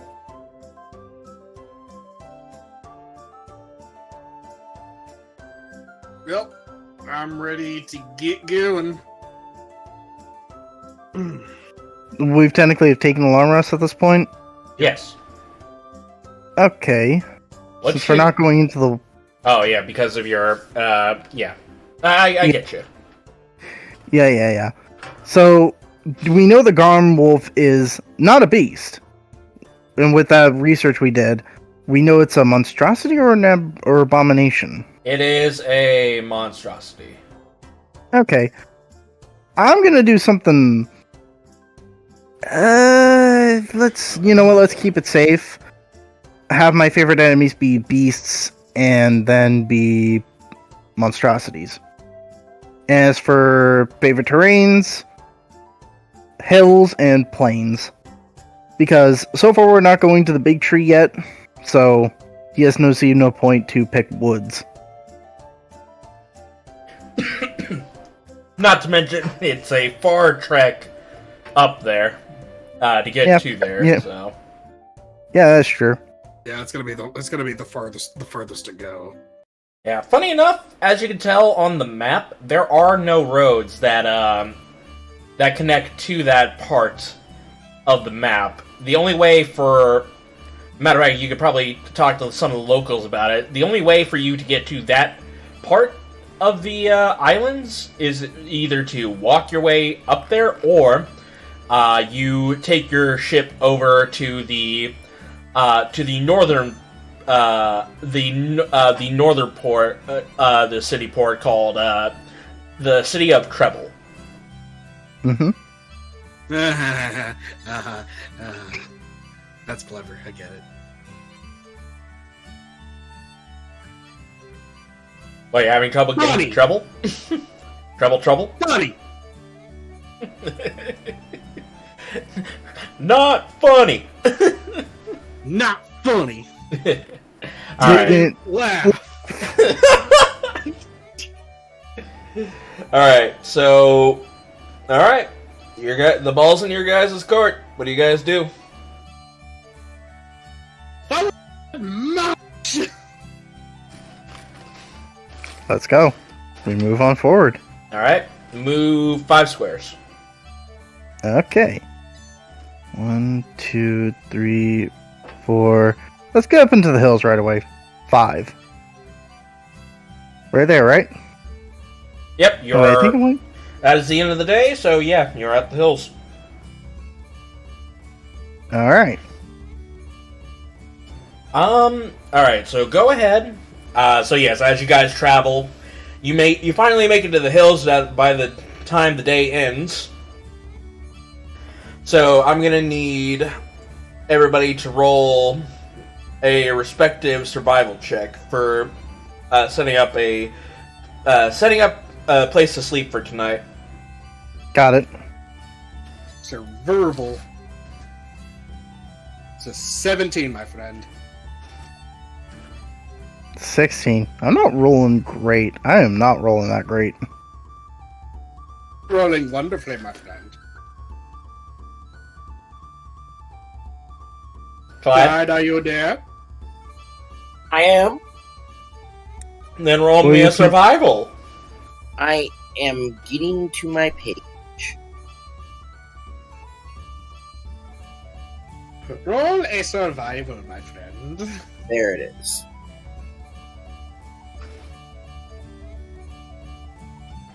Now What is cry. survival? Now cry, my friend. What is survival checks? Survival checks is an 8, my friend.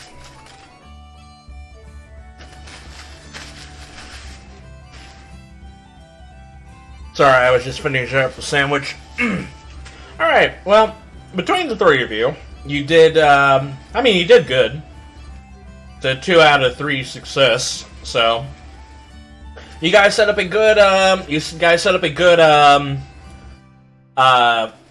place for you guys to rest for tonight. You, eat some good food. You are good to go to continue on your travels. All right. What is the weather today? Cloudy. Good. Good, All right, that's what 5 it is, spaces?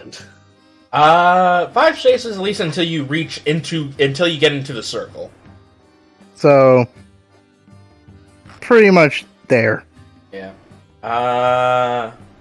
So yeah, today...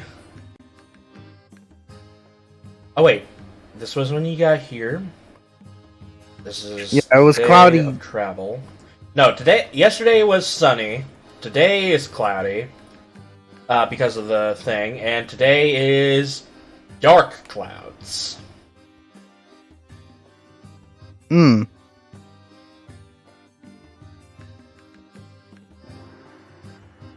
Well, today is light clouds, tomorrow is dark clouds. That's what I meant. Oh, okay.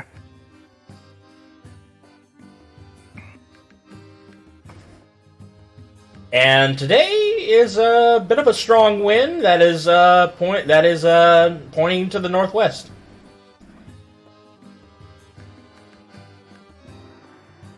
But regardless, you guys have made it to the searching circle.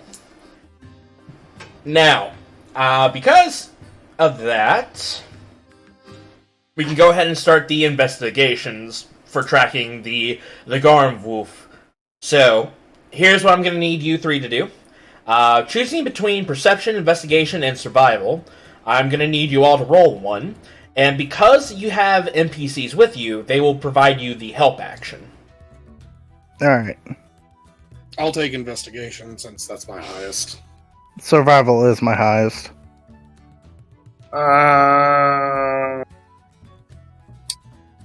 I can take the help action on my. Well, actually, wait, no.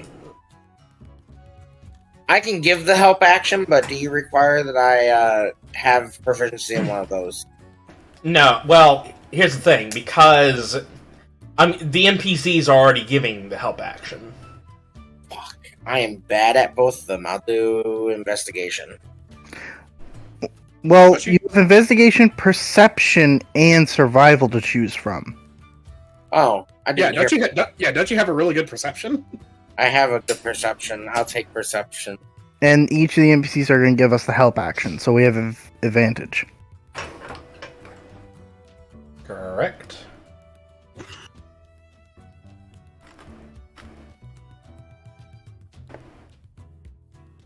$23. Another nat 20.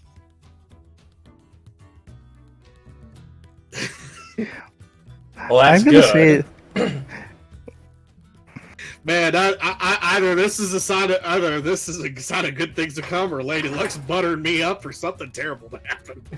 Also, Sip's got a 24. Buttering you up to get your ass eaten. Pretty much, it's one of the two, and I know it's gonna be one of the two. It's gonna be either or. Look, last time you had some good rolls like this, the DM had good rolls as well. Fair, yeah. Alright, so, because of you guys getting over 20, you notice that the tracks are leading you northwest from your location. So, go ahead and move back into the circle. Okay. Like there, or one more space? Yeah, right there's fine. Okay. Alright, go ahead and roll me another perception, investigation, or survival.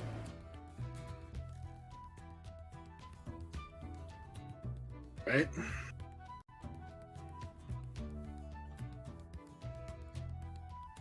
And remember, make sure you 23. guys call out your rolls. 23. 18.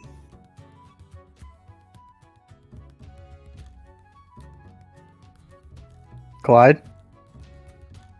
Am I rolling perception again? I rolled perception.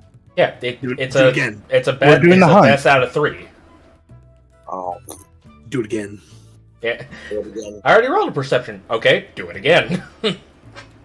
Now roll it. Now roll it again because you get advantage. Do I get advantage? Yes.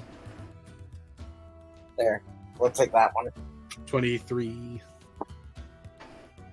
Sorry, I'm just feeling super tired. Okay. Alrighty. Okay, what did you roll? 23, you said? 23. 23. Not bad. That is another success. The tracks are mostly circling around the area, but so far none of the tracks lead anywhere close to northwest. It looks like it's staying in the region that you are in right now. And because of that, roll me one last time. A perception, investigation, or survival. Oh boy. Not 20. Damn.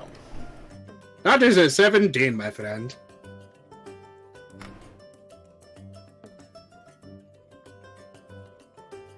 And Sips, what was your roll? My roll was a 20. Okay. Alright. As you guys get close... as you guys continue to follow the tracks, as you're using the hills for cover, you actually find the Garm Wolf chowing down on an elk that it just ripped to shreds, and its 3 heads are biting into the venison. Completely distracted, and gives you an opportunity to make a surprise attack. Just to clarify, only one of us could do the surprise attack, or is it No, like a team surprise attack? It's a team surprise attack. You guys have so as a reminder, and also to bring this up because I think it's been a while. Essentially, I set it up to where it's a best of 3. If you get all 3 successes, you get a surprise attack. If you get 2 successes, it's a normal battle. If you get 1 success or 2 successes, that is a normal battle. No surprise attack, no nothing. If you fail all 3, the beast gets a surprise attack on you. Okay.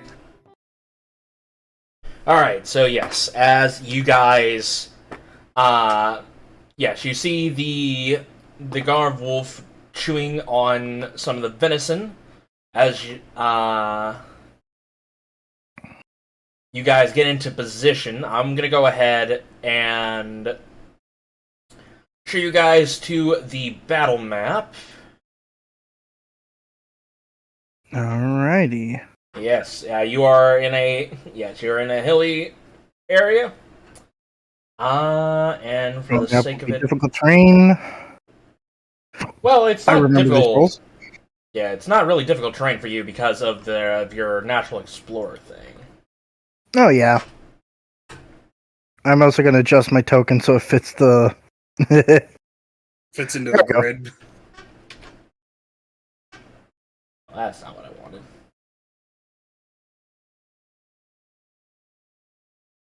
There we go.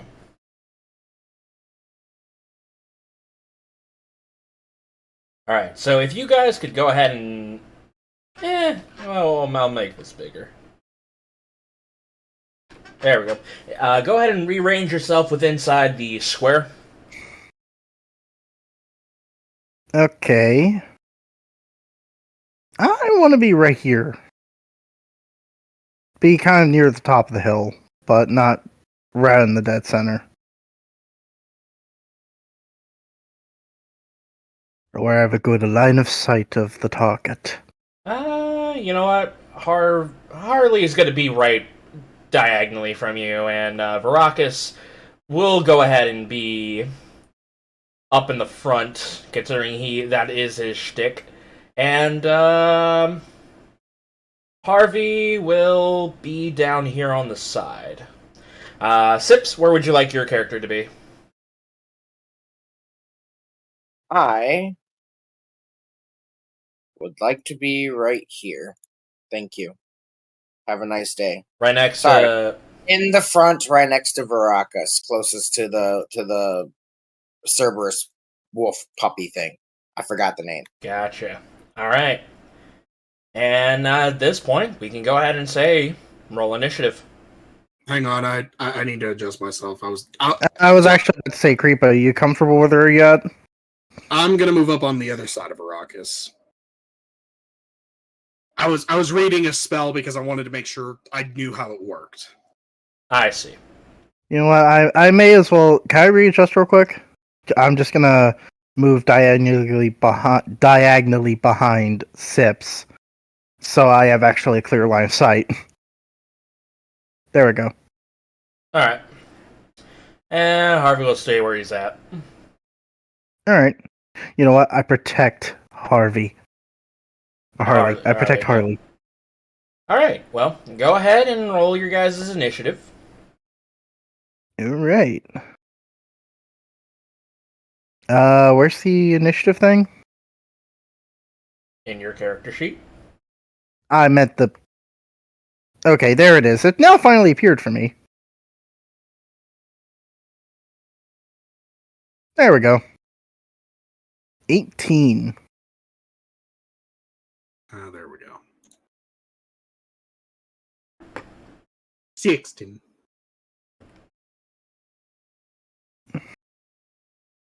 Descending order. Alrighty. And we'll go with... You know, let's go with some boss music. This is a hunt. And yes, I'll go ahead and take us to the battle screen. And, Sips, you're still purple, right? Yes. Alright.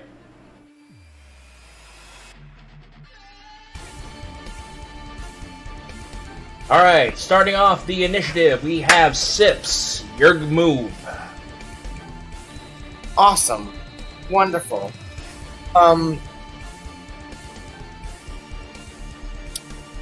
looking around. I'm reading my sheet. Seeing what I can do. Alright.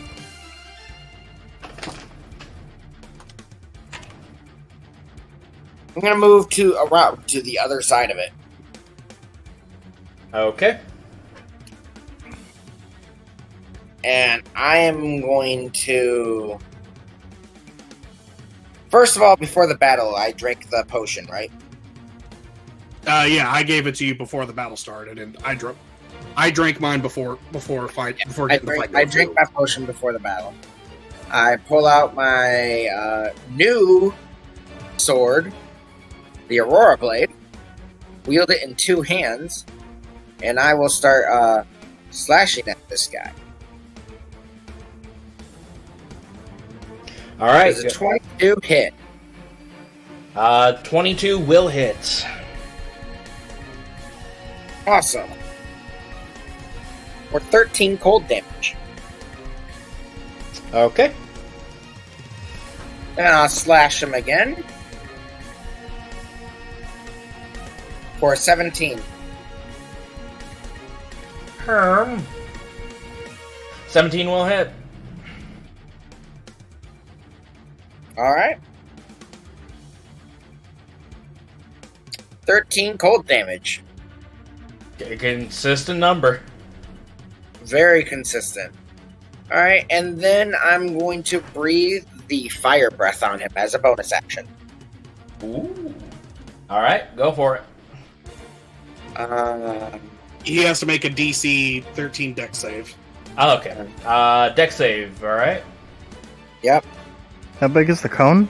Or is it a line? It just says within range. It's bonus not action enough to reach you guys. Yeah, it doesn't say it's a cone or a line. It just says within range. It's like a range attack, really. Except instead of making a ranged attack, it's a save. It's a potion of fireball breath. Smug. Alright, well, it failed the roll, so it will be taking some fire. 46 fire, so roll 46. That would be 12 fire damage. Huh, you did a freezer burn on them.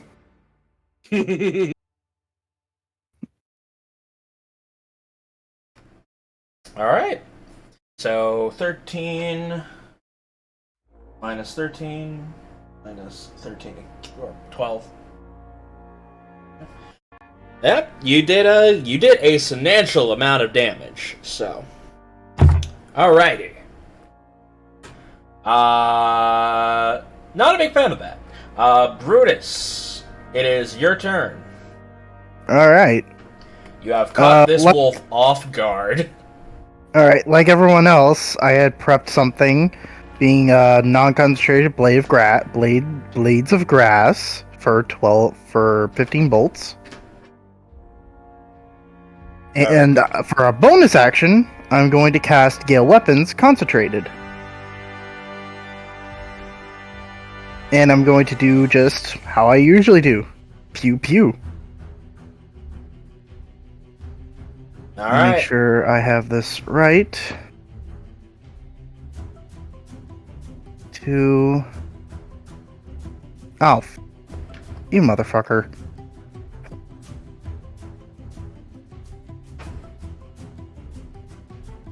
Stay. And the other one better work as well. Okay, good. First shot. Wait, let me make sure I did it right. Okay, yeah. First shot, Blackhorn crossbow. Oh, wait, hold on.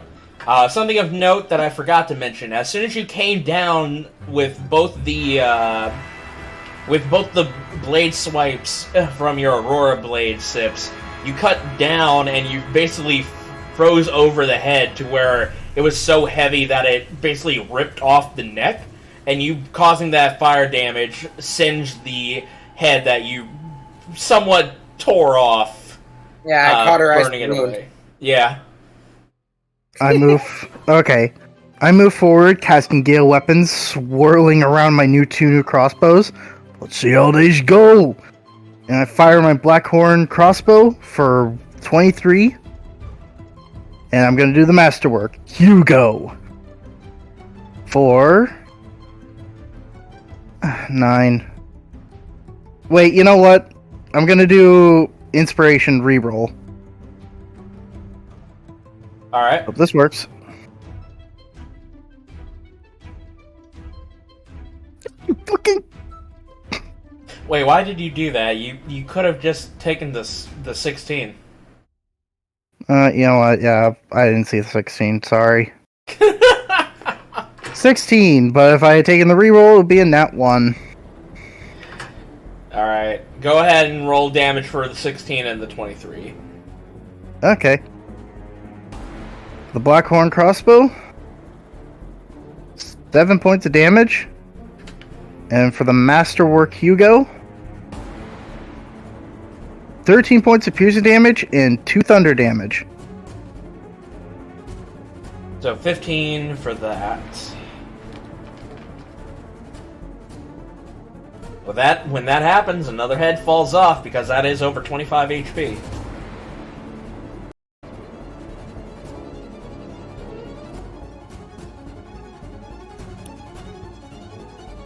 With that, I'm actually going to take a bit of a step back, actually. And just like, So what I did right there? Blew his head off with a new crossbow.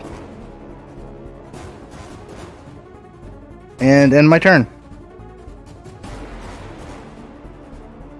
Alright. Harvey's turn.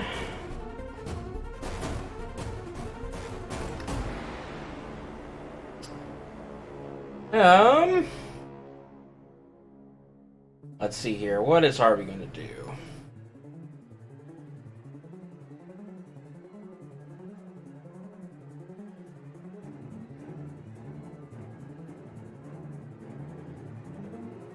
Harvey is going to go ahead and light up a couple of bombs.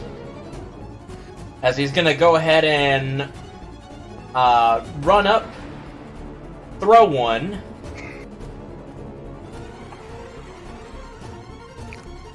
And I believe it needs to make a dexterity saving throw.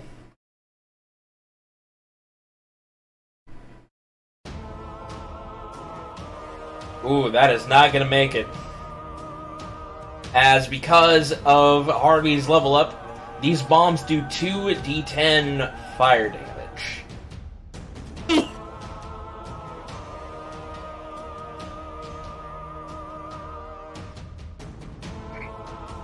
We will let him cook in the kitchen and keep letting him cook. For 5 points of fire damage. You know what? Not a lot, but I'll take it.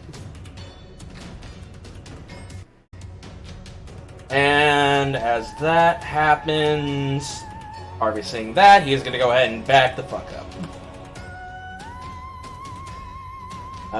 Starzin, it is your turn. Let's see, I did not apply that. Okay, I need to apply that to my sheet now. Alright.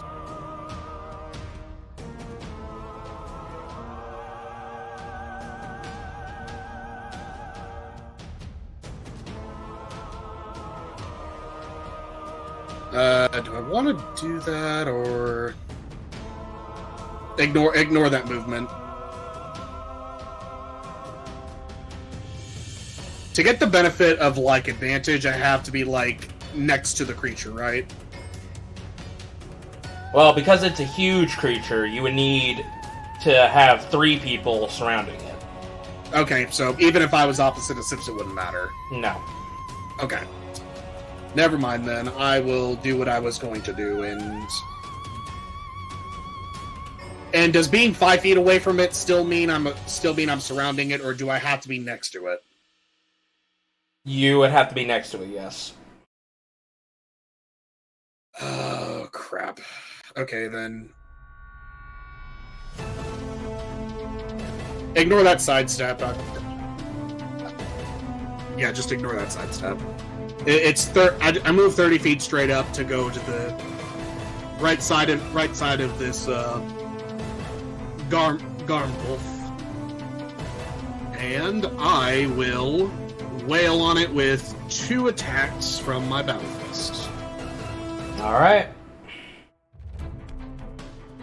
First hit is an 11. Will not hit, unfortunately. 25! That will hit, though. For 12 bludgeoning. Alrighty. As you come in a running. And for my bonus action, I will also expend 1 use of my Fire Breath. DC 13 deck save. Okay. That is a success.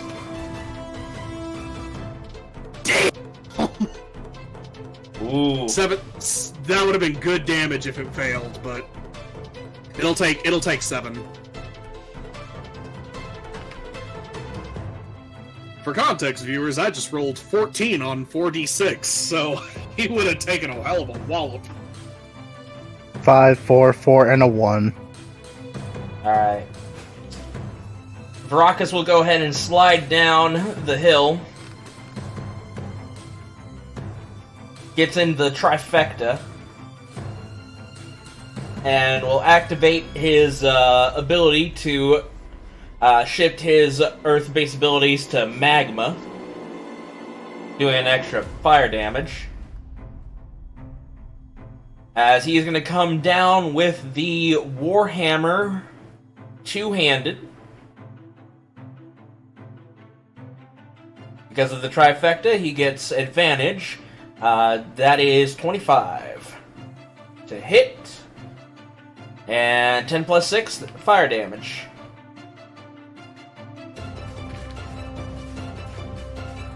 So 16. I believe he gets an extra attack, if I'm not mistaken. Which I can be. Who knows?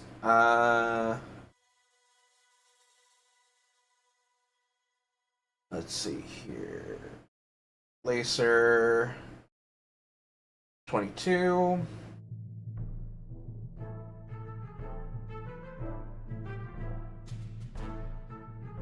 He does. He does get an extra attack.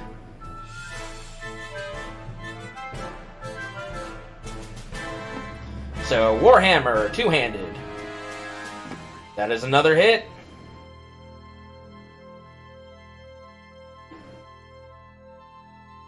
For 8 points of damage.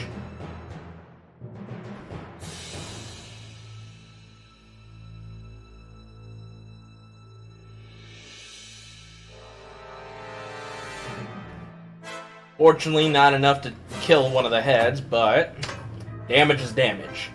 Plus, the extra fire damage is doing some good. The Garn Wolf is surprised right now, so up next is Harley. That where it hurts, Harley. Harley is just looking at this, is like, do you think we over prepared for this? Because this is pretty easy. Don't underestimate me yet. Probably, but better safe than sorry. Ah, fair enough. As he goes ahead and play on his violin. And he's gonna go ahead and shoot a firebolt.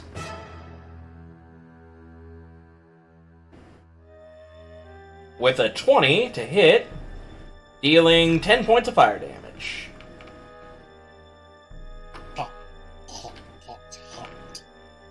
Now be the end of that. Starting off, second round. Sips, your move. I Awesome. just realized it's already So gone. we It lost 2 heads. So we got the trifecta going, right? Correct? Yep. Cool. So, I'm going to do the same thing from the last turn, except this time it's going to be advantage. I'm going to get a, not a nat 20, 22. That will hit. Awesome. 11 damage, cold. I'll roll again with advantage. I'll get a nat 20. I'm going to, imparted force. 3 levels onto this one. God, are you gonna leave anything rest for the rest of us? No. 3 key of imparted force. Alright, go for it.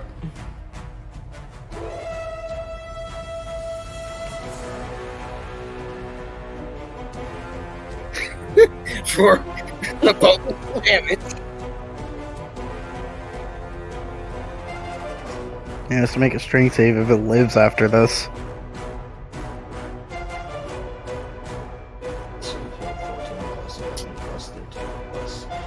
5, 43 points of damage. 43 points of damage.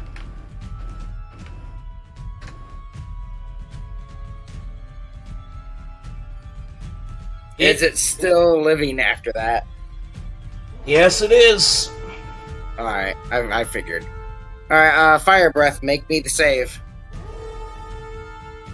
That is a success. 46 half damage.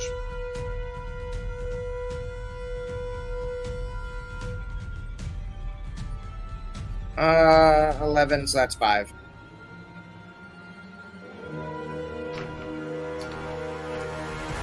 Alright. But it's still fire damage. It stops it from healing. Or regenerating heads. Well, you say that. Now it's gonna regenerate heads.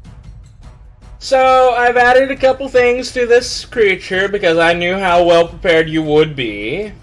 Because of course you did. Well, I mean, it wouldn't be fun otherwise. Oh, look at that! Oh, look at that! I come in and I stomp the fuck out of it. Ooh, what a great hunt! Definitely worth the money. Oh man, Worth the money, absolutely, for us. it will go. So, even though you knocked off 3 of its head, it is still standing, unaware of the 4th head that was on its back, waking up from its slumber. Realizing it, oh shit, its other 3 heads are gone, it's gonna go ahead and use its legendary action to howl and bring forth 2 heads. Oh, it had an anus head. Ah yes, the anus is definitely on the back. 100%. So- It is on the I backside. mean, it technically is. Technically, it is. It's not on the back. It's on the back side. Yeah, but I said on the back. Regardless. Yeah, go ahead, keep going. I created this, so yes, he will spend 2 legendary actions to sprout out 2 heads, ignoring the regeneration property of, you know, the fire thing. Yep. Caveat is, it only spends 2 out of the 3, so I say this is a worthy trade-off. Alright. That being said, Brutus, it is now your turn. God, why did my sheet go all scrunched up? Okay, there we go. It happens sometimes. Okay. Seeing as I'm in range and seeing this happen, Brutus is going to try something different. He's going to aim the Blackhorn crossbow and say the activation words. I'm going to use the Blackhorn crossbow's effect. By using one action, I could target one creature within 30 feet and make it a wisdom save. Alrighty, it will go ahead and make that wisdom saving throw.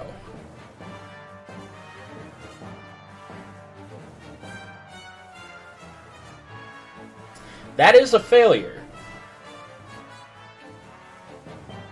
Good. Now I roll 3d6. Yep. 11 points of damage, and it is blind. Well, about that. Of course, it's about that. Well, to be fair, this was already this was part of the information that I did give. Yeah, he did give this information. Because it has multiple heads, it's pretty much immune to blindness. Because, you know, multiple heads. Fair enough. That is true. I forgot about that. One head's blind? I thought- You have another head.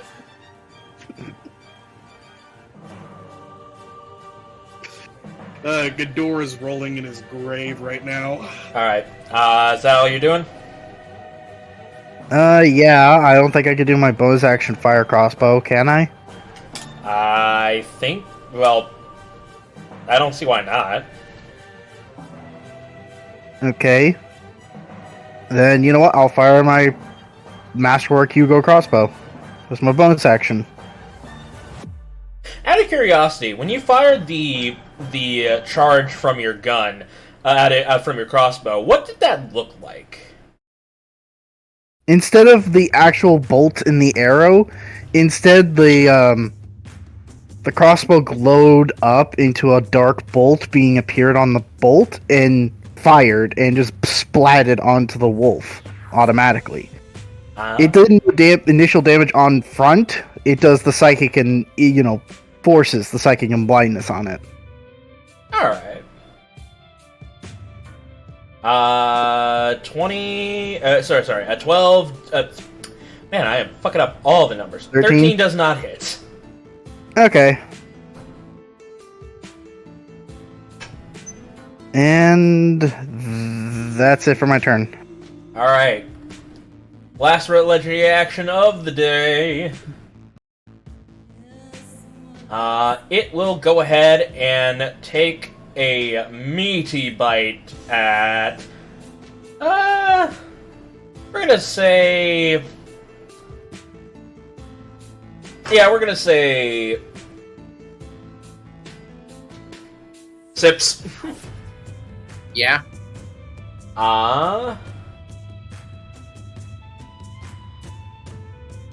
Well, hot diggity damn, alright. Oh, God. Alright, so... I have to do some math here, because you are currently resistant to poison right now. Yeah? Alright, so 8 plus 10 plus... Okay, so the first bit of damage, you take 18 points of piercing.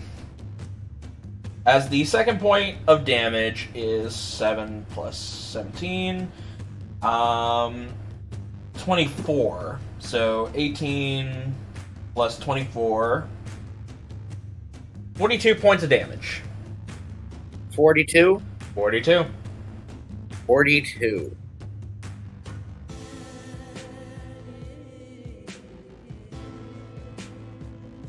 Uh, 42. I'm at 17 health. Hot damn. As it comes down and uses all three claws to chomp on you and basically rip a big portion of you into like a big tear. It was not happy that I got that crit. No, it was not. It was not indeed. But that is the end of his legendary action. Moving on to Harvey. As Harvey, seeing that display, looks up at Harley, just like, you had to say something, huh? What? It looked easy. How was I supposed to know it could do that? To be very honest, neither did all of us. He runs out, points his, he runs out, he throws his bomb. It will need to make a dexterity saving throw.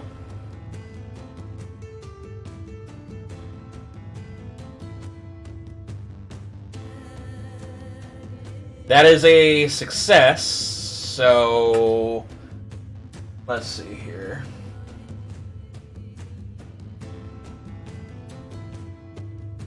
Gotta look up. I think it doesn't take damage if it succeeds.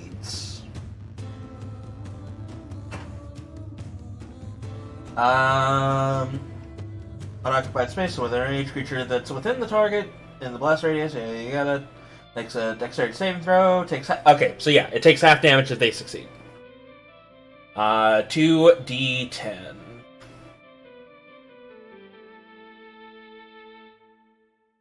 $13 divided by 2, rounded down, 6. 6 points of fire damage.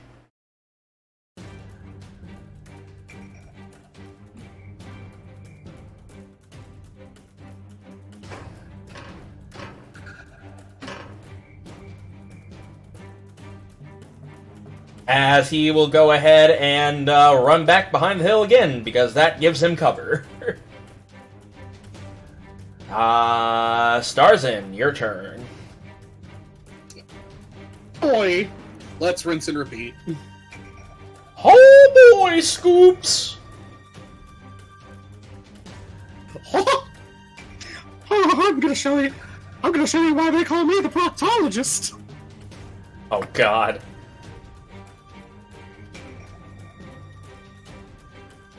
Prepare for a 16 and a 22. Both of those will hit. That'll be 17 points of damage total. And I will bonus action Fire Breath, so DC 13 Dex save. Alrighty. Let's see here. Dexterity. Hot damn. Alright, that is another success. Wow, 15. 15 divided by 2. Probably 7. Rounded down. 7? Yep.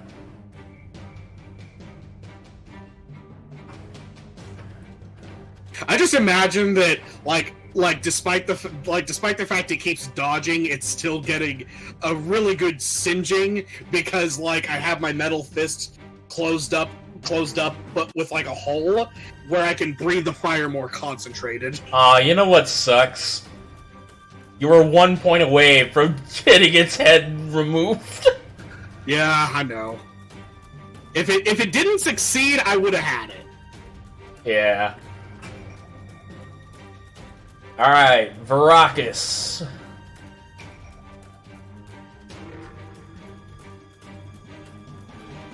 Let's see here.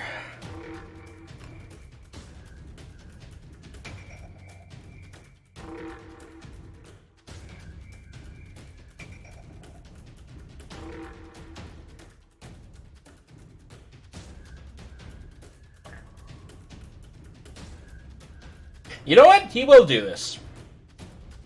But the question is, what is the range? Oh, you can do this. Alright. So, Varaka's is going to go ahead and step back. As he's going to go ahead and bend the earth underneath. Causing it to make quicksand. Sand floods a 20-foot square, 20-foot square starting from the point within range, and then softens, catching all creatures touching the ground. For the duration, the ground is in the area is difficult terrain. A creature in the area, when you initiate this form, must make a strength saving throw or be grappled by the sand until the end of the form. A creature restrained by the sand can use its action to make a strength check. DC depending. On a successful save, it frees itself. So it is going to go ahead and try it. So he's going to try and make sure that it is not going to be moving, since it's now aware of your guys' actions.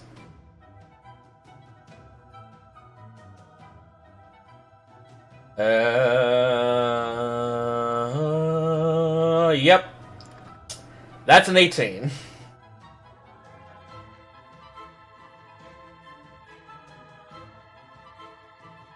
For the sake of it, we're going to go ahead and make this...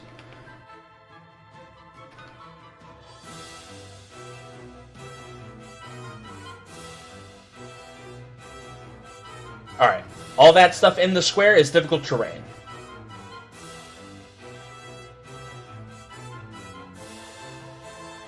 As Varacus will go ahead and walk into the difficult terrain so he can get the trifecta. That'll be the end of Varacus' turn. It is now the Garmwolf.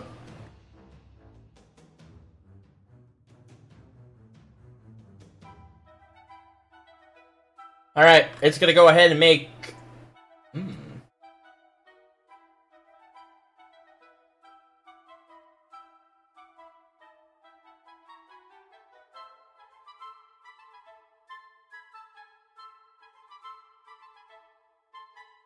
You know what? That's what it's gonna do. Oh, this is gonna be painful. It's only gonna take attack of opportunity from Varacus. And actually, yeah, Sips and Starzin, you can also make an attack of opportunity. Oh, we can all make attacks of opportunity. Oh, I don't baby. like where this is going. Oh, that's better. Are you ready for another crit to come in hot?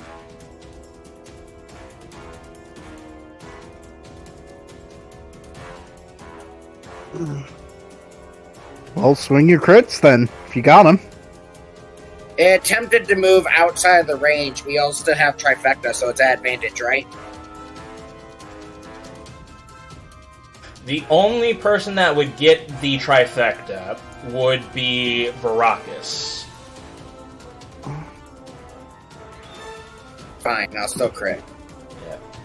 No, I won't. 14. Because he would move there. That would be the trifecta. Trifecta hit. For yeah. Right there, and then yeah, right here. 14 will not hit.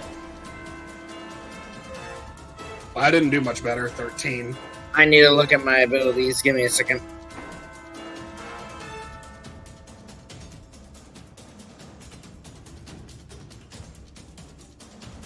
Yep, and I think I know what's coming too.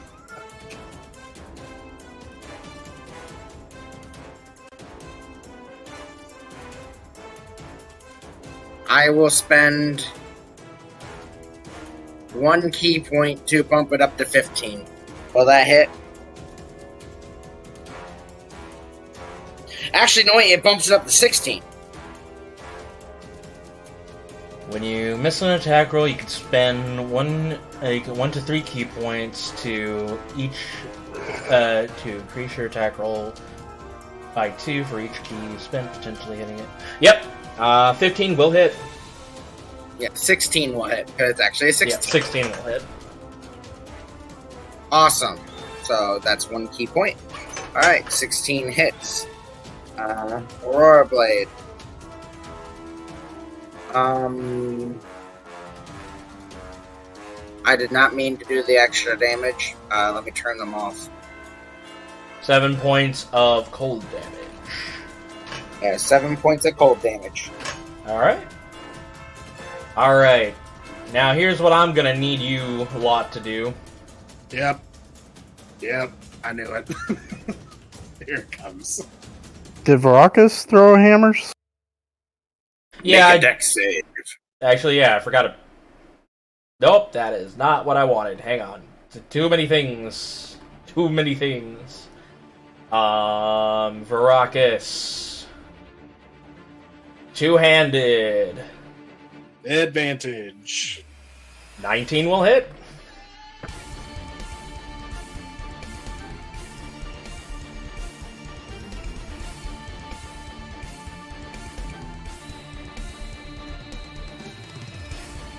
For 16 points of damage. Unfortunately, that is still not enough to kill one of the heads. By 2 points. If only I was able to hit. Alrighty. I'm gonna need everybody with... I'm gonna need Sips and Starzin to roll me a dexterity saving throw. Alright, here comes the pain. Yep, here comes the fucking pain. Woot woot! I've got an 11. Oh, poor Varacus. Did he not want it? No. It was a 7 on one side, 23 on the other. Yep. Sips.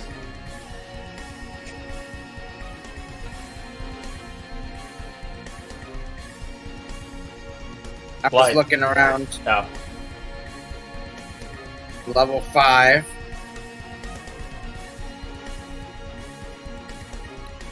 I don't have the ability You do not have evasion yet, no. To have evasion.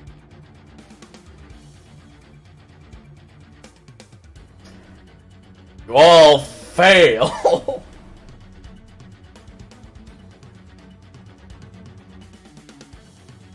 Alrighty.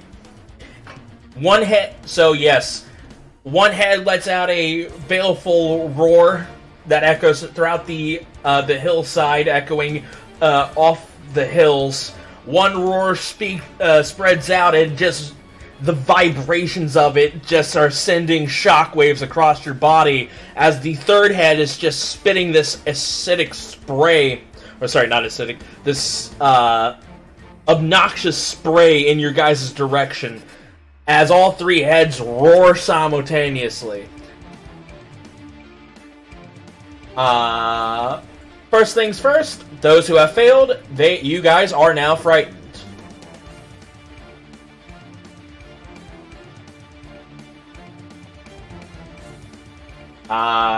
First up, let's go ahead and get the poison damage out of the way. Which will only affect 2 people. Yeah. Well, I mean, it'll still affect Sips, but, you know, it'll be half damage. Alright, so the poison damage is 16 points of poison. For Sips, that would be down to 8.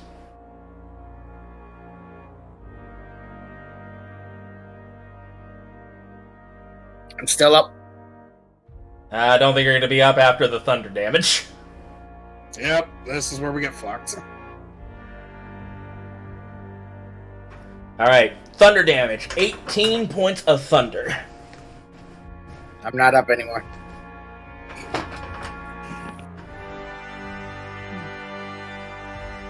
Wait. 8 plus 18...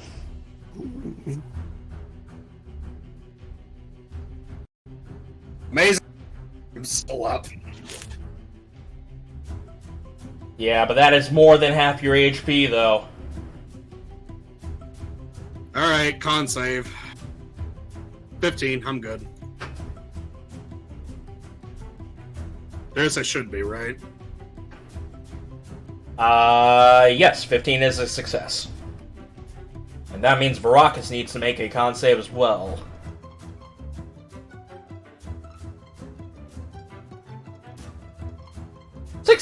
That is also a success. And because Sips, your HP is 59, divide that by 2, that is 29. And it did 26 points of damage, so you're fine. I was hit before that. I'm down. Yeah, you're down, but Yeah, you're down, but that means you don't... I'm saying because you don't have to roll the con save for a lingering injury. Ah, yeah, true.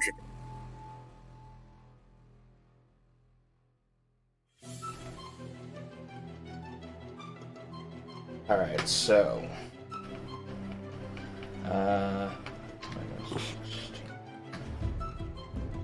minus 18... Yep. Alright, and that will be the end of the Garmwolf's turn.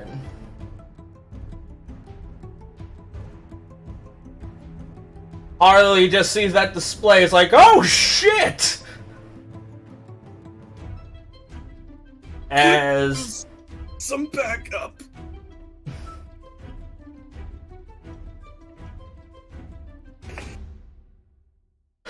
Uh-oh. I feel like that both Uh-oh. Harvey and Harvey and what? What did you do? Harvey What? doesn't have healing word. Oh, that's what you're worried about? Well, I mean, he can't bring knocked out people, so that's...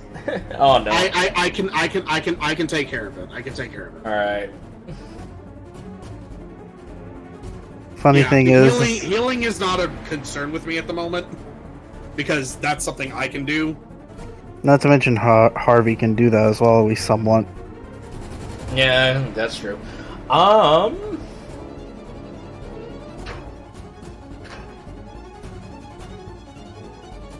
Alright, Harvey is going to go ahead and cast Fairy Fire. Gonna cast Fairy Fire on the Gov Wolf.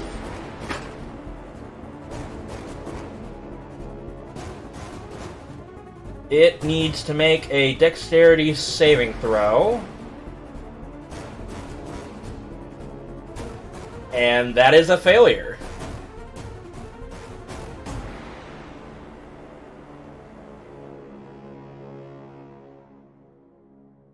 Now all attacks against it have advantage.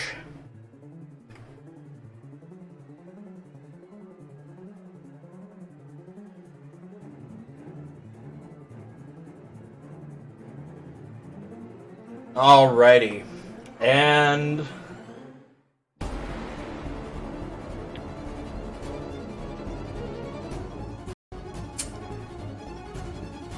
yeah, yep, alright. Alright, so with that being said, the Gov Wolf is going to go ahead and use its legendary action to run up towards you, Starzin. Oh boy, this is where I go down. Well, not yet. It can only use one legendary action per other player's turn, but yeah. Alright, so it only moved? Yeah, it only moved. Okay. Right, I forget how legendary actions are. It's been a while. Sips, roll me a death saving throw.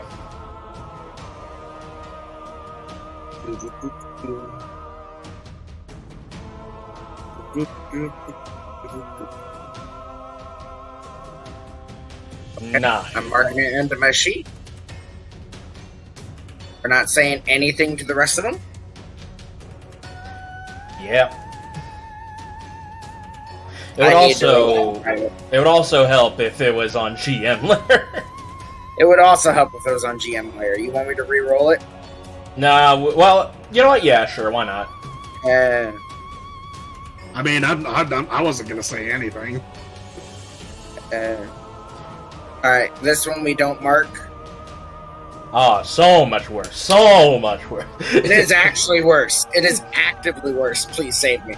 No, it's completely better. What are you talking about? It's so much better than what you rolled before. Nah, it's so much worse. So much worse. It actually is. Christ. Alright. Yeah, that'll be it. Brutus, your turn. Okay.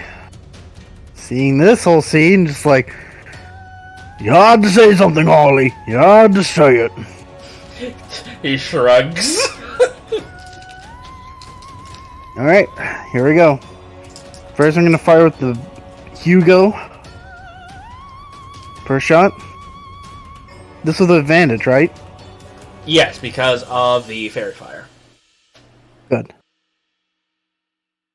25. Second shot. That will hit. Black Horn. 11. Masterwork again. Hugo for bonus action shot.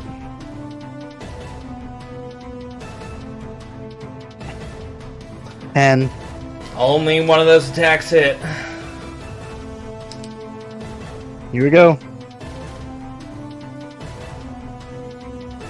The 14 points of damage.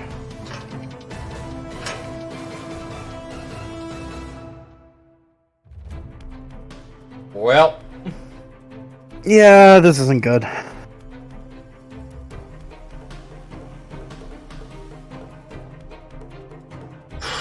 It's Harvey's turn, and I'm trying to see what Harvey would do.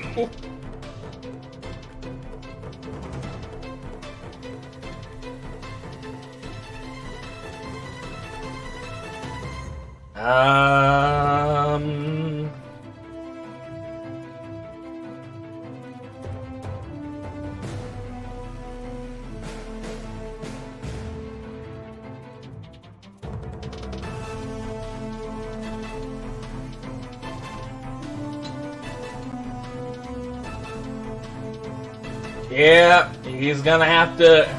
He sees Sips down. So far, he's the only. He sees. Well, unless Starzin has a ranged healing spell. Oh no, all my healing is primarily touch.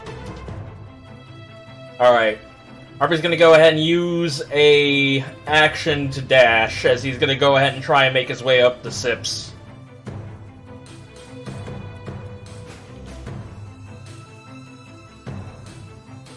Now, before it's your turn, Starzin. Of course. Hom nom nom nom!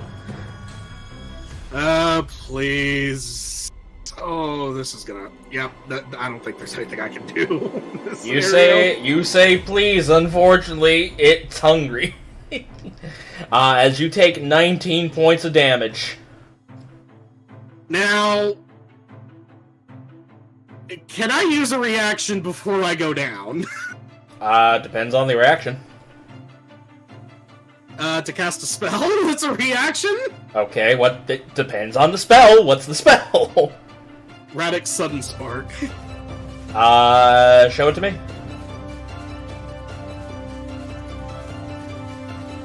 When you're about to hit... Yeah, you can cast it. Alright, okay. I am... Let's see. I am in a very tight spot, so I think I will have to cast this at... Yeah, I'm gonna have to cast this at second level. And just bite that bullet. So, let's see.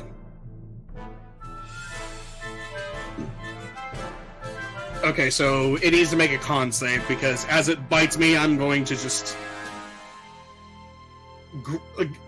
Like, I'm assuming that as it bites me, I just reach in its mouth and, like, grab its tongue and just tase it. Give it a firm shock.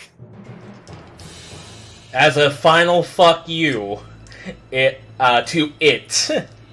Yep. It fails that con save. Whew! Okay, so I'm at least getting 3d6 lightning damage on this fucker before I go down.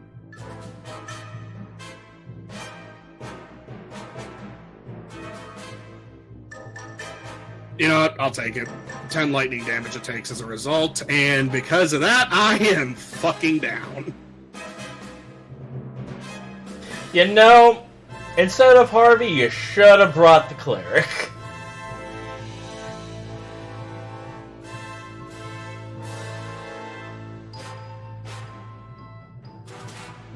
Oh yeah, we should have totally done that, yeah, you're right.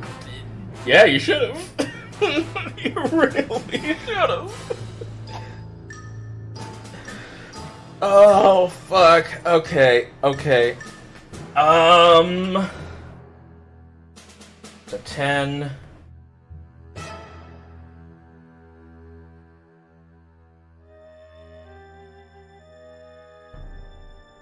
Alright, so yes. Baracus is going to go ahead and get next to you, and he's going to use his action to pop a potion into your mouth.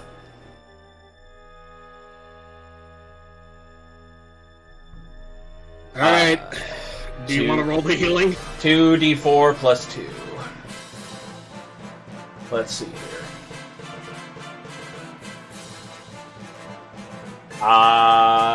6 points of healing. Yep, any healing is better than none. Alright.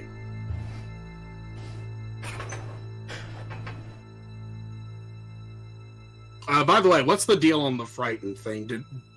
Does it go away now, or...? Yeah, I'm gonna say you getting knocked out would end that. Here's also the thing, you wouldn't have been frightened in the first place. Yeah, you would. The item? Oh, right, you have a thing. Well, he hasn't activated it. Oh, Yeah, I right. didn't activate it. Right, I forgot it's an activation. Alright. That's the end of Varacus' turn. It's now its turn.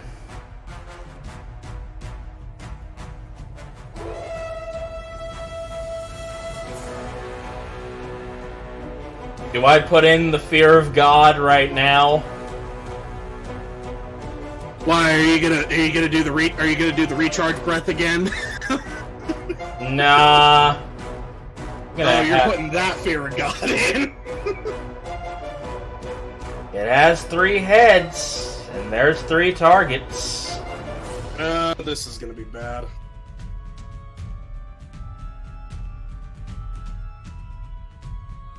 Alright, I want it here right now.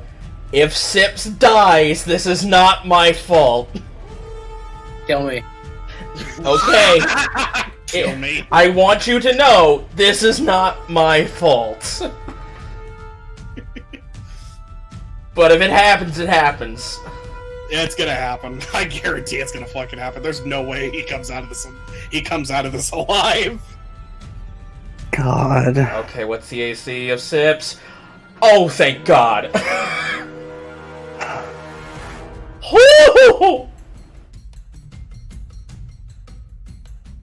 Alright.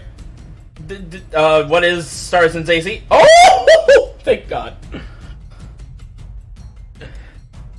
Alright, but Varacus definitely does not. Yeah, nope, that's what I thought.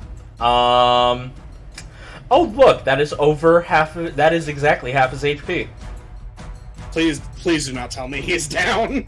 He is indeed down. God damn it! We are just getting fucked left and right here. Who said it was too easy? I know it was the DM, but god damn it! I mean, the DM said it was too easy. Yeah, he did say that. It did come from his lips. The DM suddenly buffed the monster last second. Don't worry about it. The mysterious forehead on its shoulders. Woo! God damn it!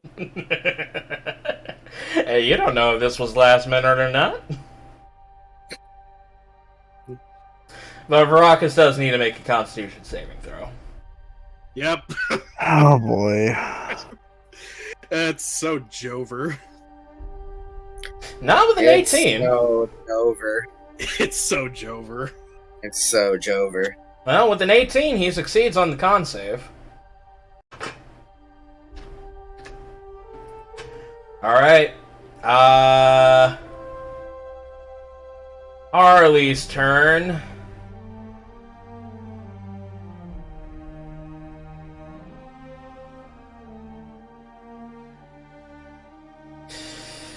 It's been getting pelted by a whole bunch of fire damage, so it's gonna go ahead. He's gonna go ahead and use one of his big spells. He's gonna cast Dissonant Whispers, casting at 3rd level.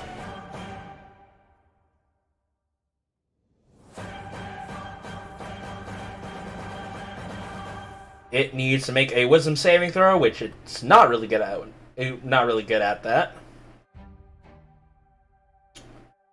And that proves me right. Okay.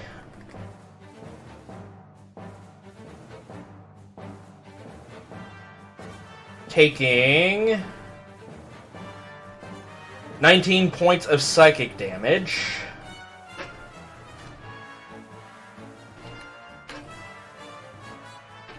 Harley Burner. Let's see here. Dissonant Whispers.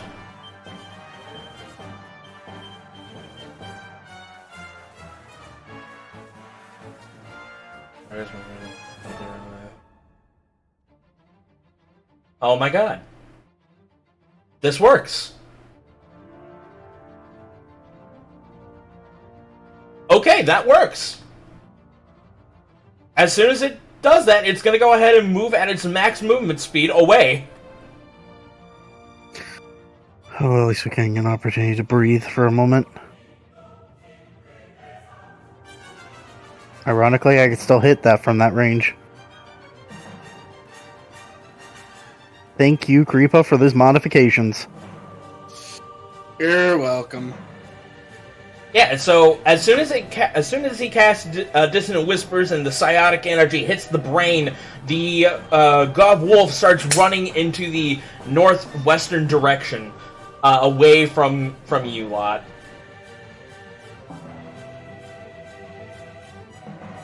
Sick. That will be the end of Harley's turn. Zips. Am I dead yet? No, not yet. Oh. It missed. You have a 19 AC. The attack that I rolled was 16 and 17. It would Oh, kill. motherfucker. Am I dead yet? No, you're. Can you please? For fuck's sake. Spamming this thing. Clyde's desperate to bring his fucking dragoon, isn't he? Nah, that's for his next campaign. What are you so desperate to bring to get Sips killed? Oh man, I have thoughts. I have prayers. And I have thoughts and plans for for Sips right now. So True. All right. So yes, that'll be the end of that. No, it's not. So I don't hate playing Sips. I love playing Sips. I'm All just like ready to die. I'm like, yeah. If Brutus, I died, your turn. All right. Let's blow those You're gonna kill me, crossbows. mate. Just gonna- And from this point, double aim at him, at the fucking big wolf. I'm gonna fire the masterwork twice. Here we go. First one. 12. Second. 25, since it's still advantage. Uh-huh. And Blackhorn. 17. Both of those hit. Alright. Man, are you 15. glad Fairy Fire's still active? 13. Gonna need to move him down because I can't access this fucking thing. Alright. Alright, so 13 and... Yeah, okay, so 15 and 13. 15, 13. 28. God damn it. I wish I could just hit with them. I want to hit with all three of my strikes. That kills a head. Thank goodness. You know, I should probably use this to keep track of how many heads it has. Probably be a good idea. Alright. So, yes, 2 heads remaining. Somebody get over there and start healing them. Yeah, I'm getting on it. As Harvey goes ahead and goes over, pops a healing potion.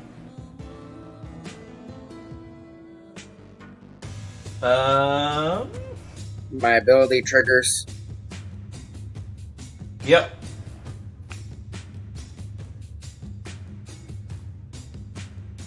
Yeah, so he can only make a regular healing potion, which is 2d 4 plus 2.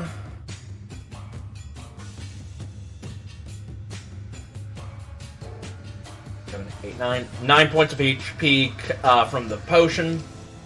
9, 10, 11, 12 HP.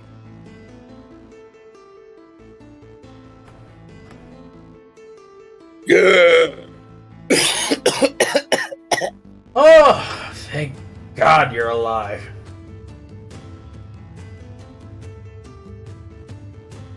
And you just hear in the background, "Get up and get out!" As I'm just pelting this thing with bolts.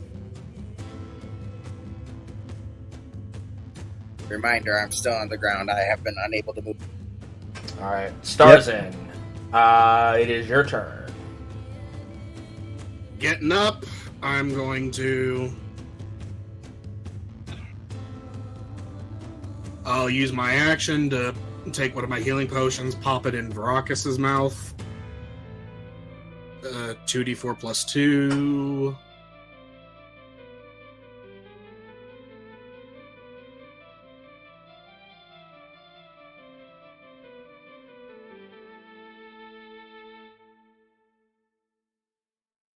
That'll be 8 for Varrocus, and with my bonus action, I'm gonna drink another. And that'll be 7 for me. Okay. And you're healing this on Varrocus?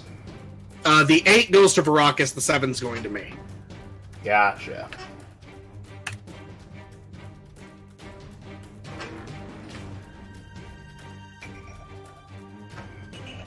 It will go to Varrocus. Okay. What am I doing?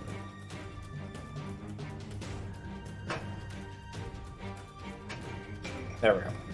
Alright. Varrocus breathes in life. as he takes 8 HP in. Alrighty. Varax's turn. He's gonna go ahead and get up. Thank you. Don't thank me yet. We still gotta survive this.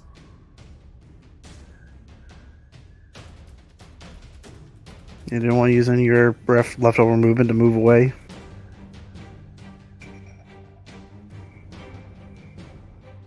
He is gonna go ahead and cast... Nope, not you. Yes, you. He's gonna go ahead and cast Gravel Shot. Which is essentially Ice Knife, where it shoots a thing. It shoots out a. Oh, it's like Ice Knife, where it shoots out something and then it explodes in a 5-foot radius, dealing 2 types of damage. Yeah, projectile that explodes. Okay. Yep.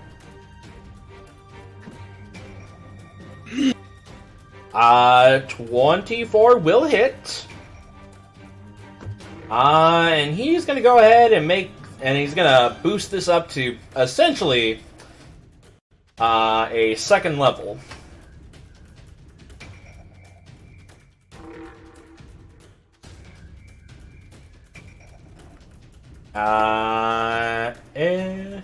And it needs to make a dexterity saving throw. That is a failure. So, plus the fire damage that it already gets. So, 6 plus 5 plus 8 plus another 6 again, I believe. Oh, another 8. Or, another D8. That's what I meant. Plus 7. 26 points of damage. That is good. Right? Yeah, that Yeah, is that's indeed good. Another head dies. Good. 26. All that's left is the one on the back.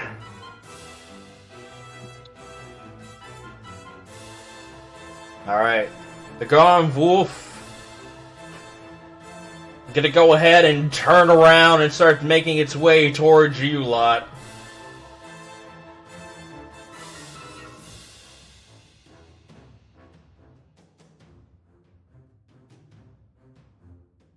Not again. Alright. Sips high or low?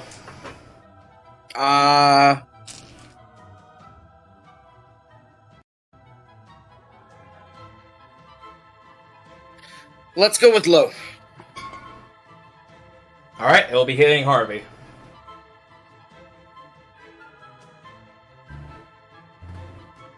One bite attack.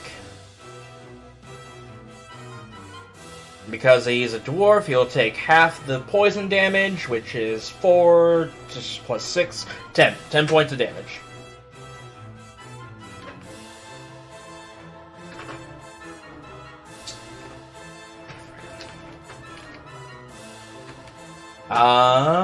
That will be the end of the Go of Wolf's turn.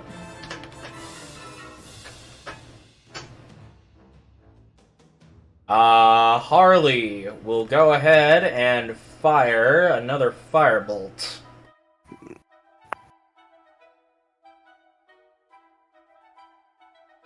That is a nat 20.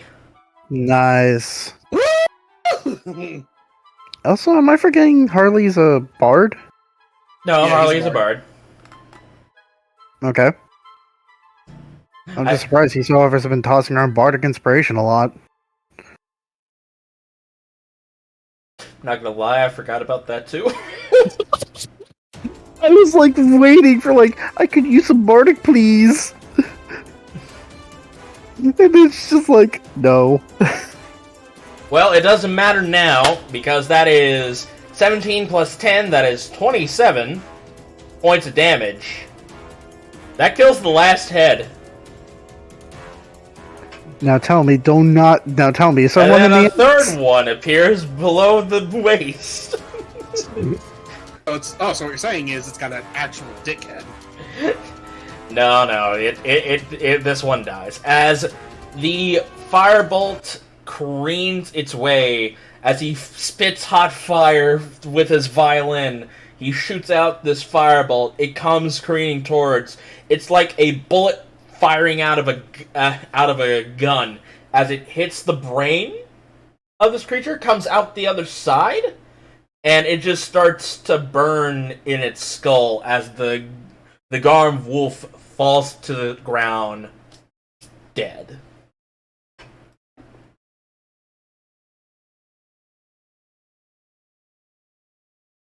Oh, I'm going to walk over to Harvey and Sips and say, "Are you two all right?" As Harvey just holds his arm that's been bitten down on. It's like, you're not gonna lie, it hurts. I've been through worse. Fuck. I'm okay. Brutus comes trotting down and sees Harvey like that and goes, hold still. And I'm going to use a Cure Wounds on him. At least just, be nice. 9 healing. I know it's not a lot, but... Who are you enlist to? Harvey.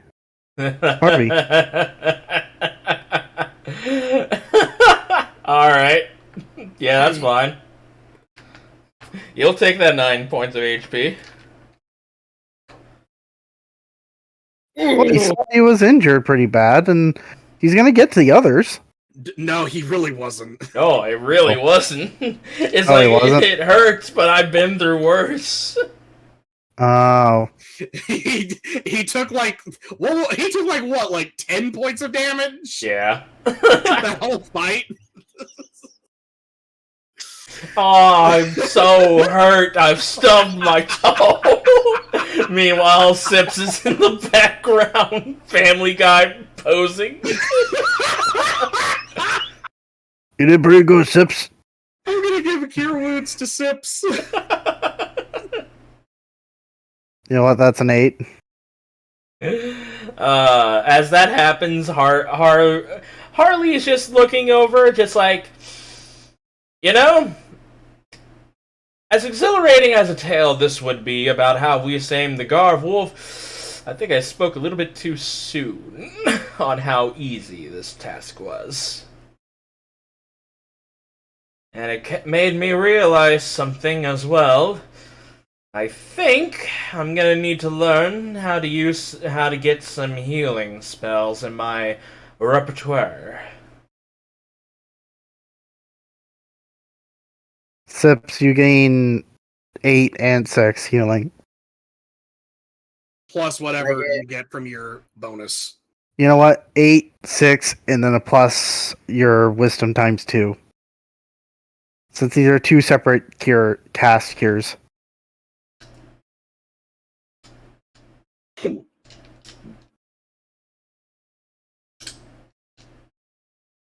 And seeing everyone else pretty much able to move and be at least out of Death's range, or out of Death's grasp. Yeah, after I heal Sips up, I'm gonna walk back to Verakus and heal him. Which he'll get 5 more points of healing. Alright. Brutus is gonna start carving up the beast. Alright. This time, because he might as well use it, he's gonna go ahead and give... So how much healing did I receive, boss? 8 plus 6. Just go ahead and put yourself up to full. I'm gonna fast cut you guys back to town. You might as well put you guys up to full. Cool. Harley is gonna go ahead and use it. Give you a bardic inspiration on the carving. Oh, nice. Alright. Yeah, during this, I'm just keeping everybody patched and just making sure everybody's okay. All right. For one this is reason or another, Starzin, Harley's not looking in your direction. He's actually doing his damnedest to not provide eye contact. Who is? Harley? Is everything all right, Harley? Just, I honestly felt so useless. And I realized that what I have on hand, it didn't do much in the grand scheme. Sure, yes, I got the final kill on this thing, but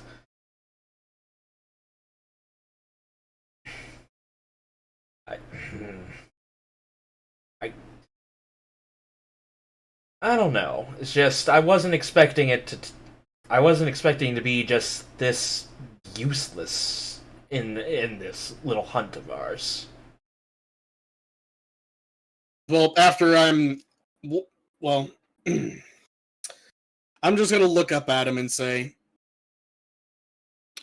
considering you actually that little tune you played to make him walk away, to get him to move away from all of us, gave us some much needed breathing room.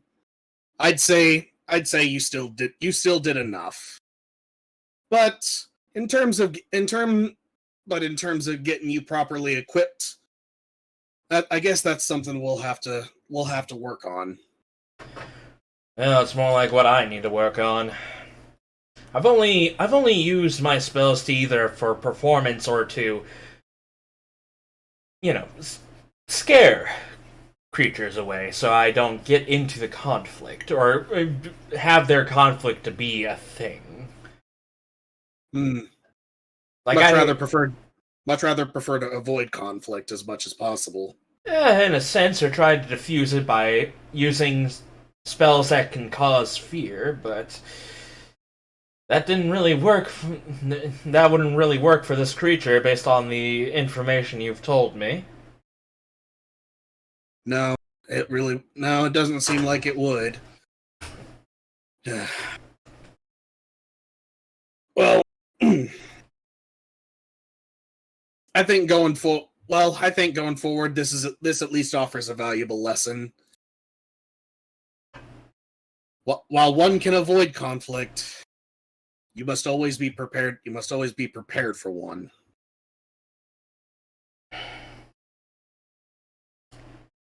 Yeah, I suppose that's true.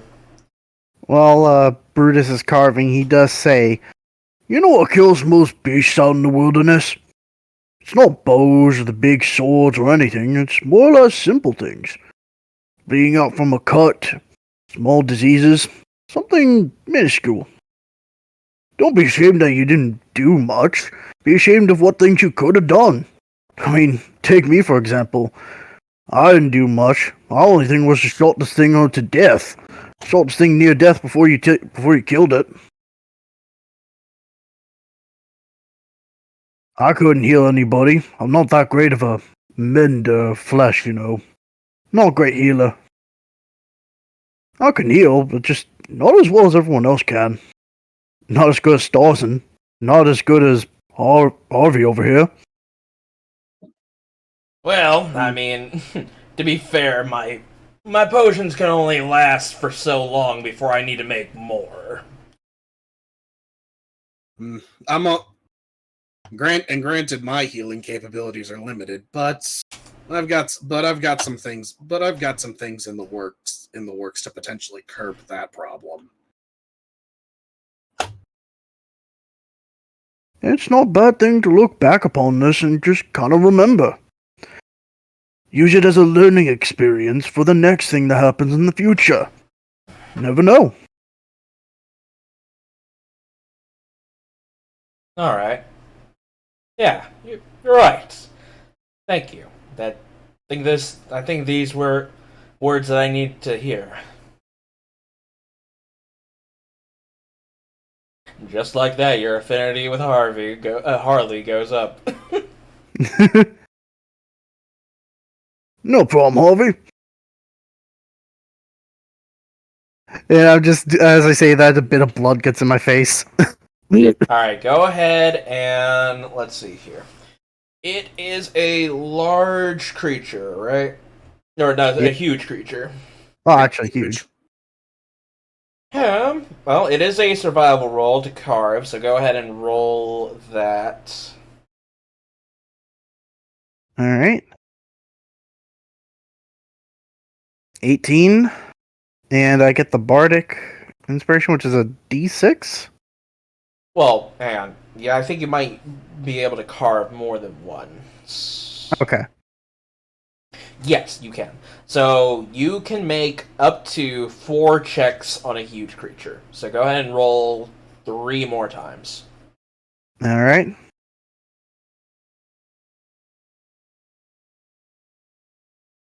Oh. And I'm going to use the 16 for the Bardic Inspiration. Alright, go ahead and roll. That's a 17. Yeah, it's better than nothing. Yeah. And the DC, if I'm not mistaken... If I don't get 12 advantage... Oh, half sorry. Is 12 plus half of the CR. The CR of this creature is 9. So 12 plus 5.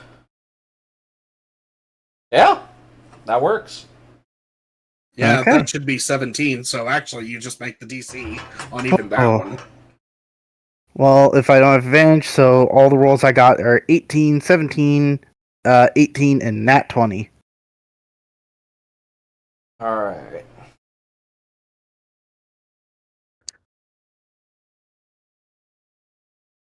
Alright, so parts of the monstrosity. Hang on. Let me go ahead and look at some things. So essentially it is a giant wolf. The things that you get from this, I'm going to go ahead and say you can get on the first check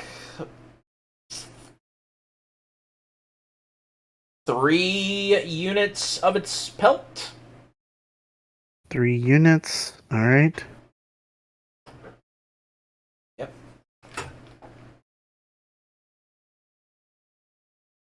That's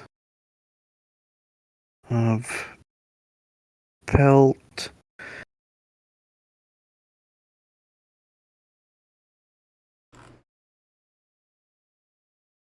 Let me see if I'm just spelling his name right.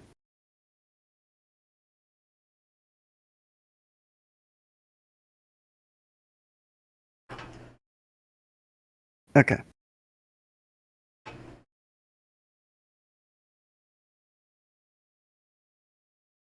Let's see.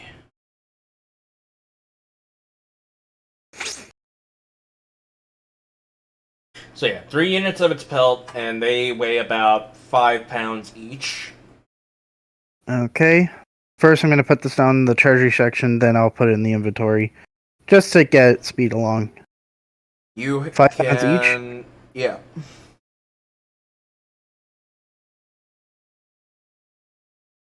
Alright.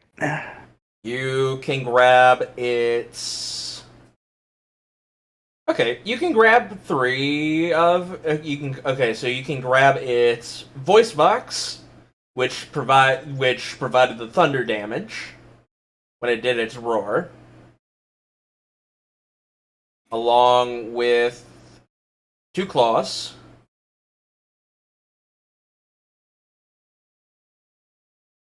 Alright. So that was that check. Go ahead and add 3 more claws. Okay. What else are you... I should actually be asking this. What else are you trying to look for? Well, since we got the voice box for the major thing, I'm guessing the poison comes from, like, not either of its blood or venom or anything, so it's more like something else. It's saliva that causes that. You know what? Grab a vial of saliva. Never know, somebody might be able to use it. Alright, fair enough. Yeah, go ahead if you have, how many vials do you have? Wait, I thought I bought some vials. I'm pretty sure I thought I did. Did I? If you Marston, if you Bedrock. didn't, go ahead and say that we did, and add those in to subtract the money later. Okay. You, I would have bought like 5 vials, and then I would restock later. all right, go ahead and fill 3 of those vials with the saliva. 3 vials. The. Okay. Is the fear thing from the voice box itself? Or is it like the thunder damage from the voice box? The thunder damage is of the voice box. The roar is more so, it using the terrain to echo the roar. There's no special thing for that. Okay. Yeah. Other than the roar just shakes your spirit. Yeah. Sorry. Scratch the claws. The 3 extra claws that I gave you, scratch those. Okay. Go ahead and add 3 of its teeth. 3 fangs? 3 fangs, yes. These have poison in them. Ooh. All right. So these can be made. So yeah. You can basically craft these into weapons, and they will do poison damage. Okay, good. But I will say it is a one-time thing. Okay, that's good enough. Yep. I think the other last 2 things probably just some meat for the road. Oh, you get that regardless. Oh, fair enough. So you got 3 units of fur, you got the voice box and 2 claws, and you got 3 teeth. And 3 vials of saliva. And 3 vials of saliva. Yep, that does it. That's I don't think, 12 things. Yeah, I don't think I can get anything else other than maybe blood, but that's it. Yeah, that's it. Yeah. Yeah, And blood probably wouldn't be useful. Fur, saliva, voice box and claws, and fangs. Yep. I mean, unless you want me to harvest enough blood to forge a sword. Well, I was thinking maybe since it's blood, since it's like, the creature can regenerate, maybe you can solidify the blood in some form of regeneration. But that was my idea.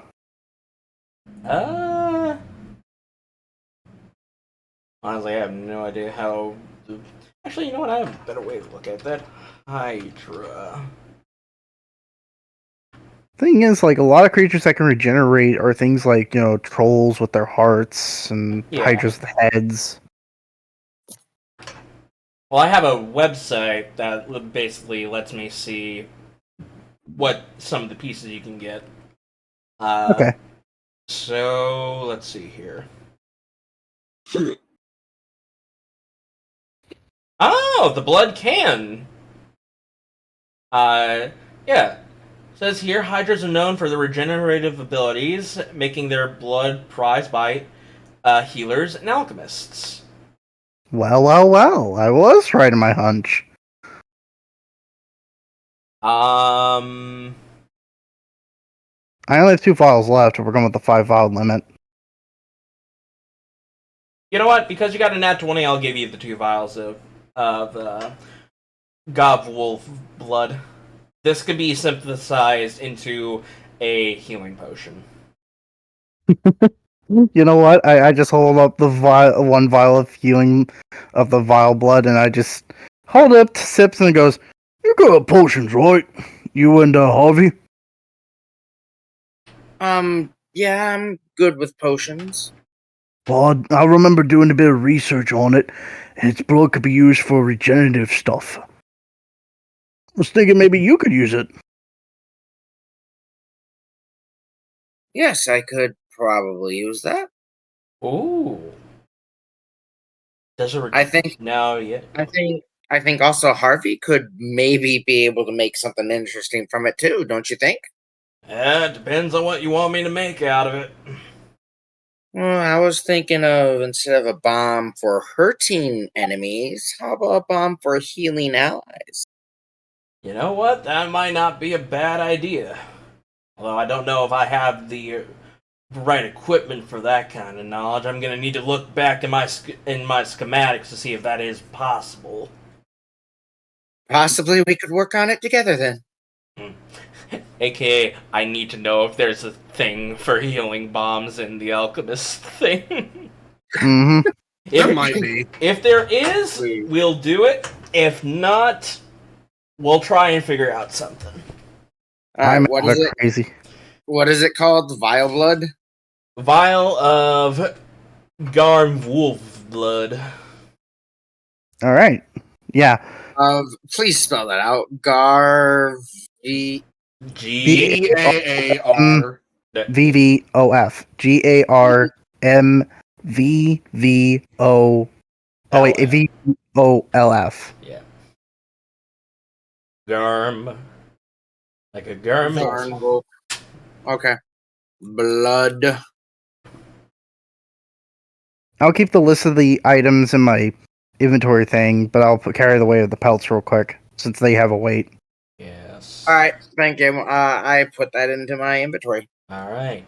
And as you guys clean up the mess after carving the Garm Wolf for its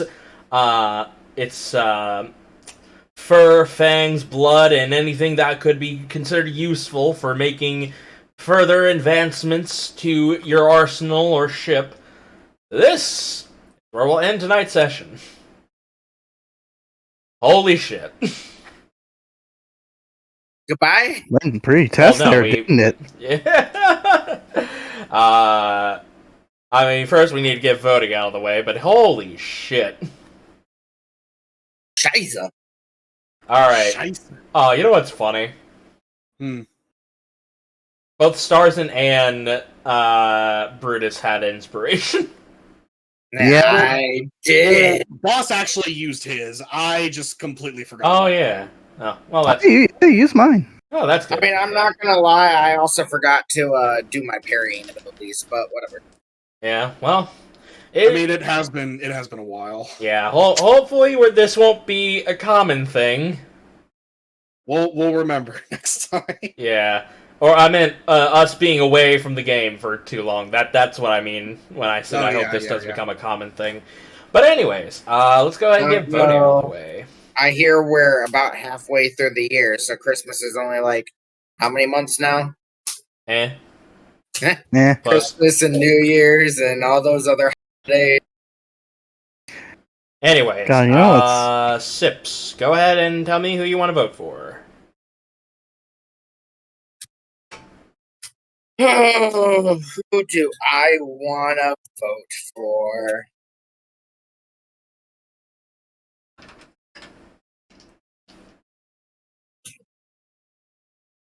How about you skip me? All right. Boss, who do you want to vote for? Sips. Okay. And for what reason?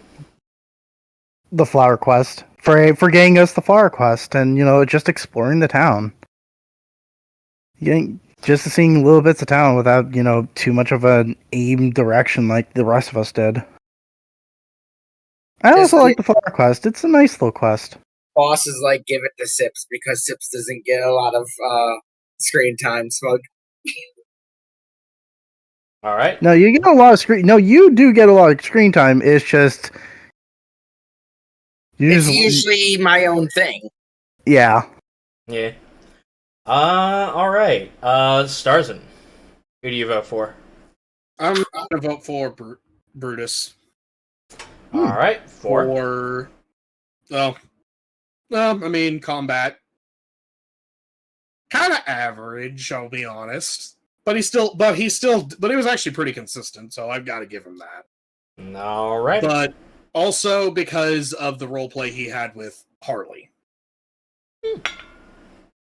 That's really the big one. All right. Zips, here you go. Who do you vote for?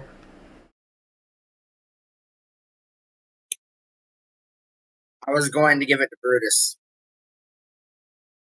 I'm going to give it to Brutus. All right. For?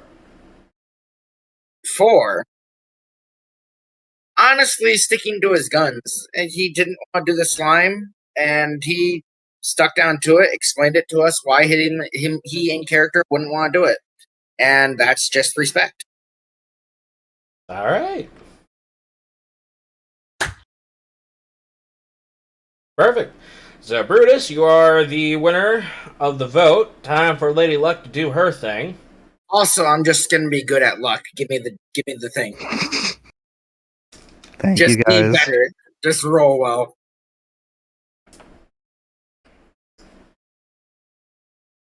Let's see here. Odds are Starzin, evens is Sips. Let's go. That's a 1.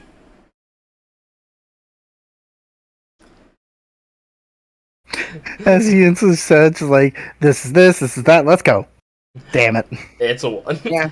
So, you know what, hang on. You know what? Hang on. I'm gonna roll public. So you guys can... To be more fair... 2. Okay, perfect. Alright, because, yeah, Sips is even, so 2 Sips, you get the lucky roll. I think that's what I'm gonna do. I'm gonna roll the lucky die in here, so that way, you know, it doesn't seem like I'm that I'm fudging it for who gets it. Mm-hmm. Honestly, I was gonna laugh if I got it because after Clyde says that in front of Lady Luck's chosen favorite, because I have that track record. That's just been funny. Well, to be fair, I rolled IRL. It rolled you. What are you saying, Creepah? I said it, and look, I got it. Just be better. I am better. I don't need it. I don't need it. Because I'm not talentless. Because I'm not playing a monk. I ain't a punk ass bitch. Anyways, guys, thank you guys for watching the latest episode of Primordials Bounty. I hope you guys enjoyed. If you did, please do subscribe, follow, leave a like or a comment, and we will talk to you guys later. Say goodbye, everybody. Bye-bye. Have fun.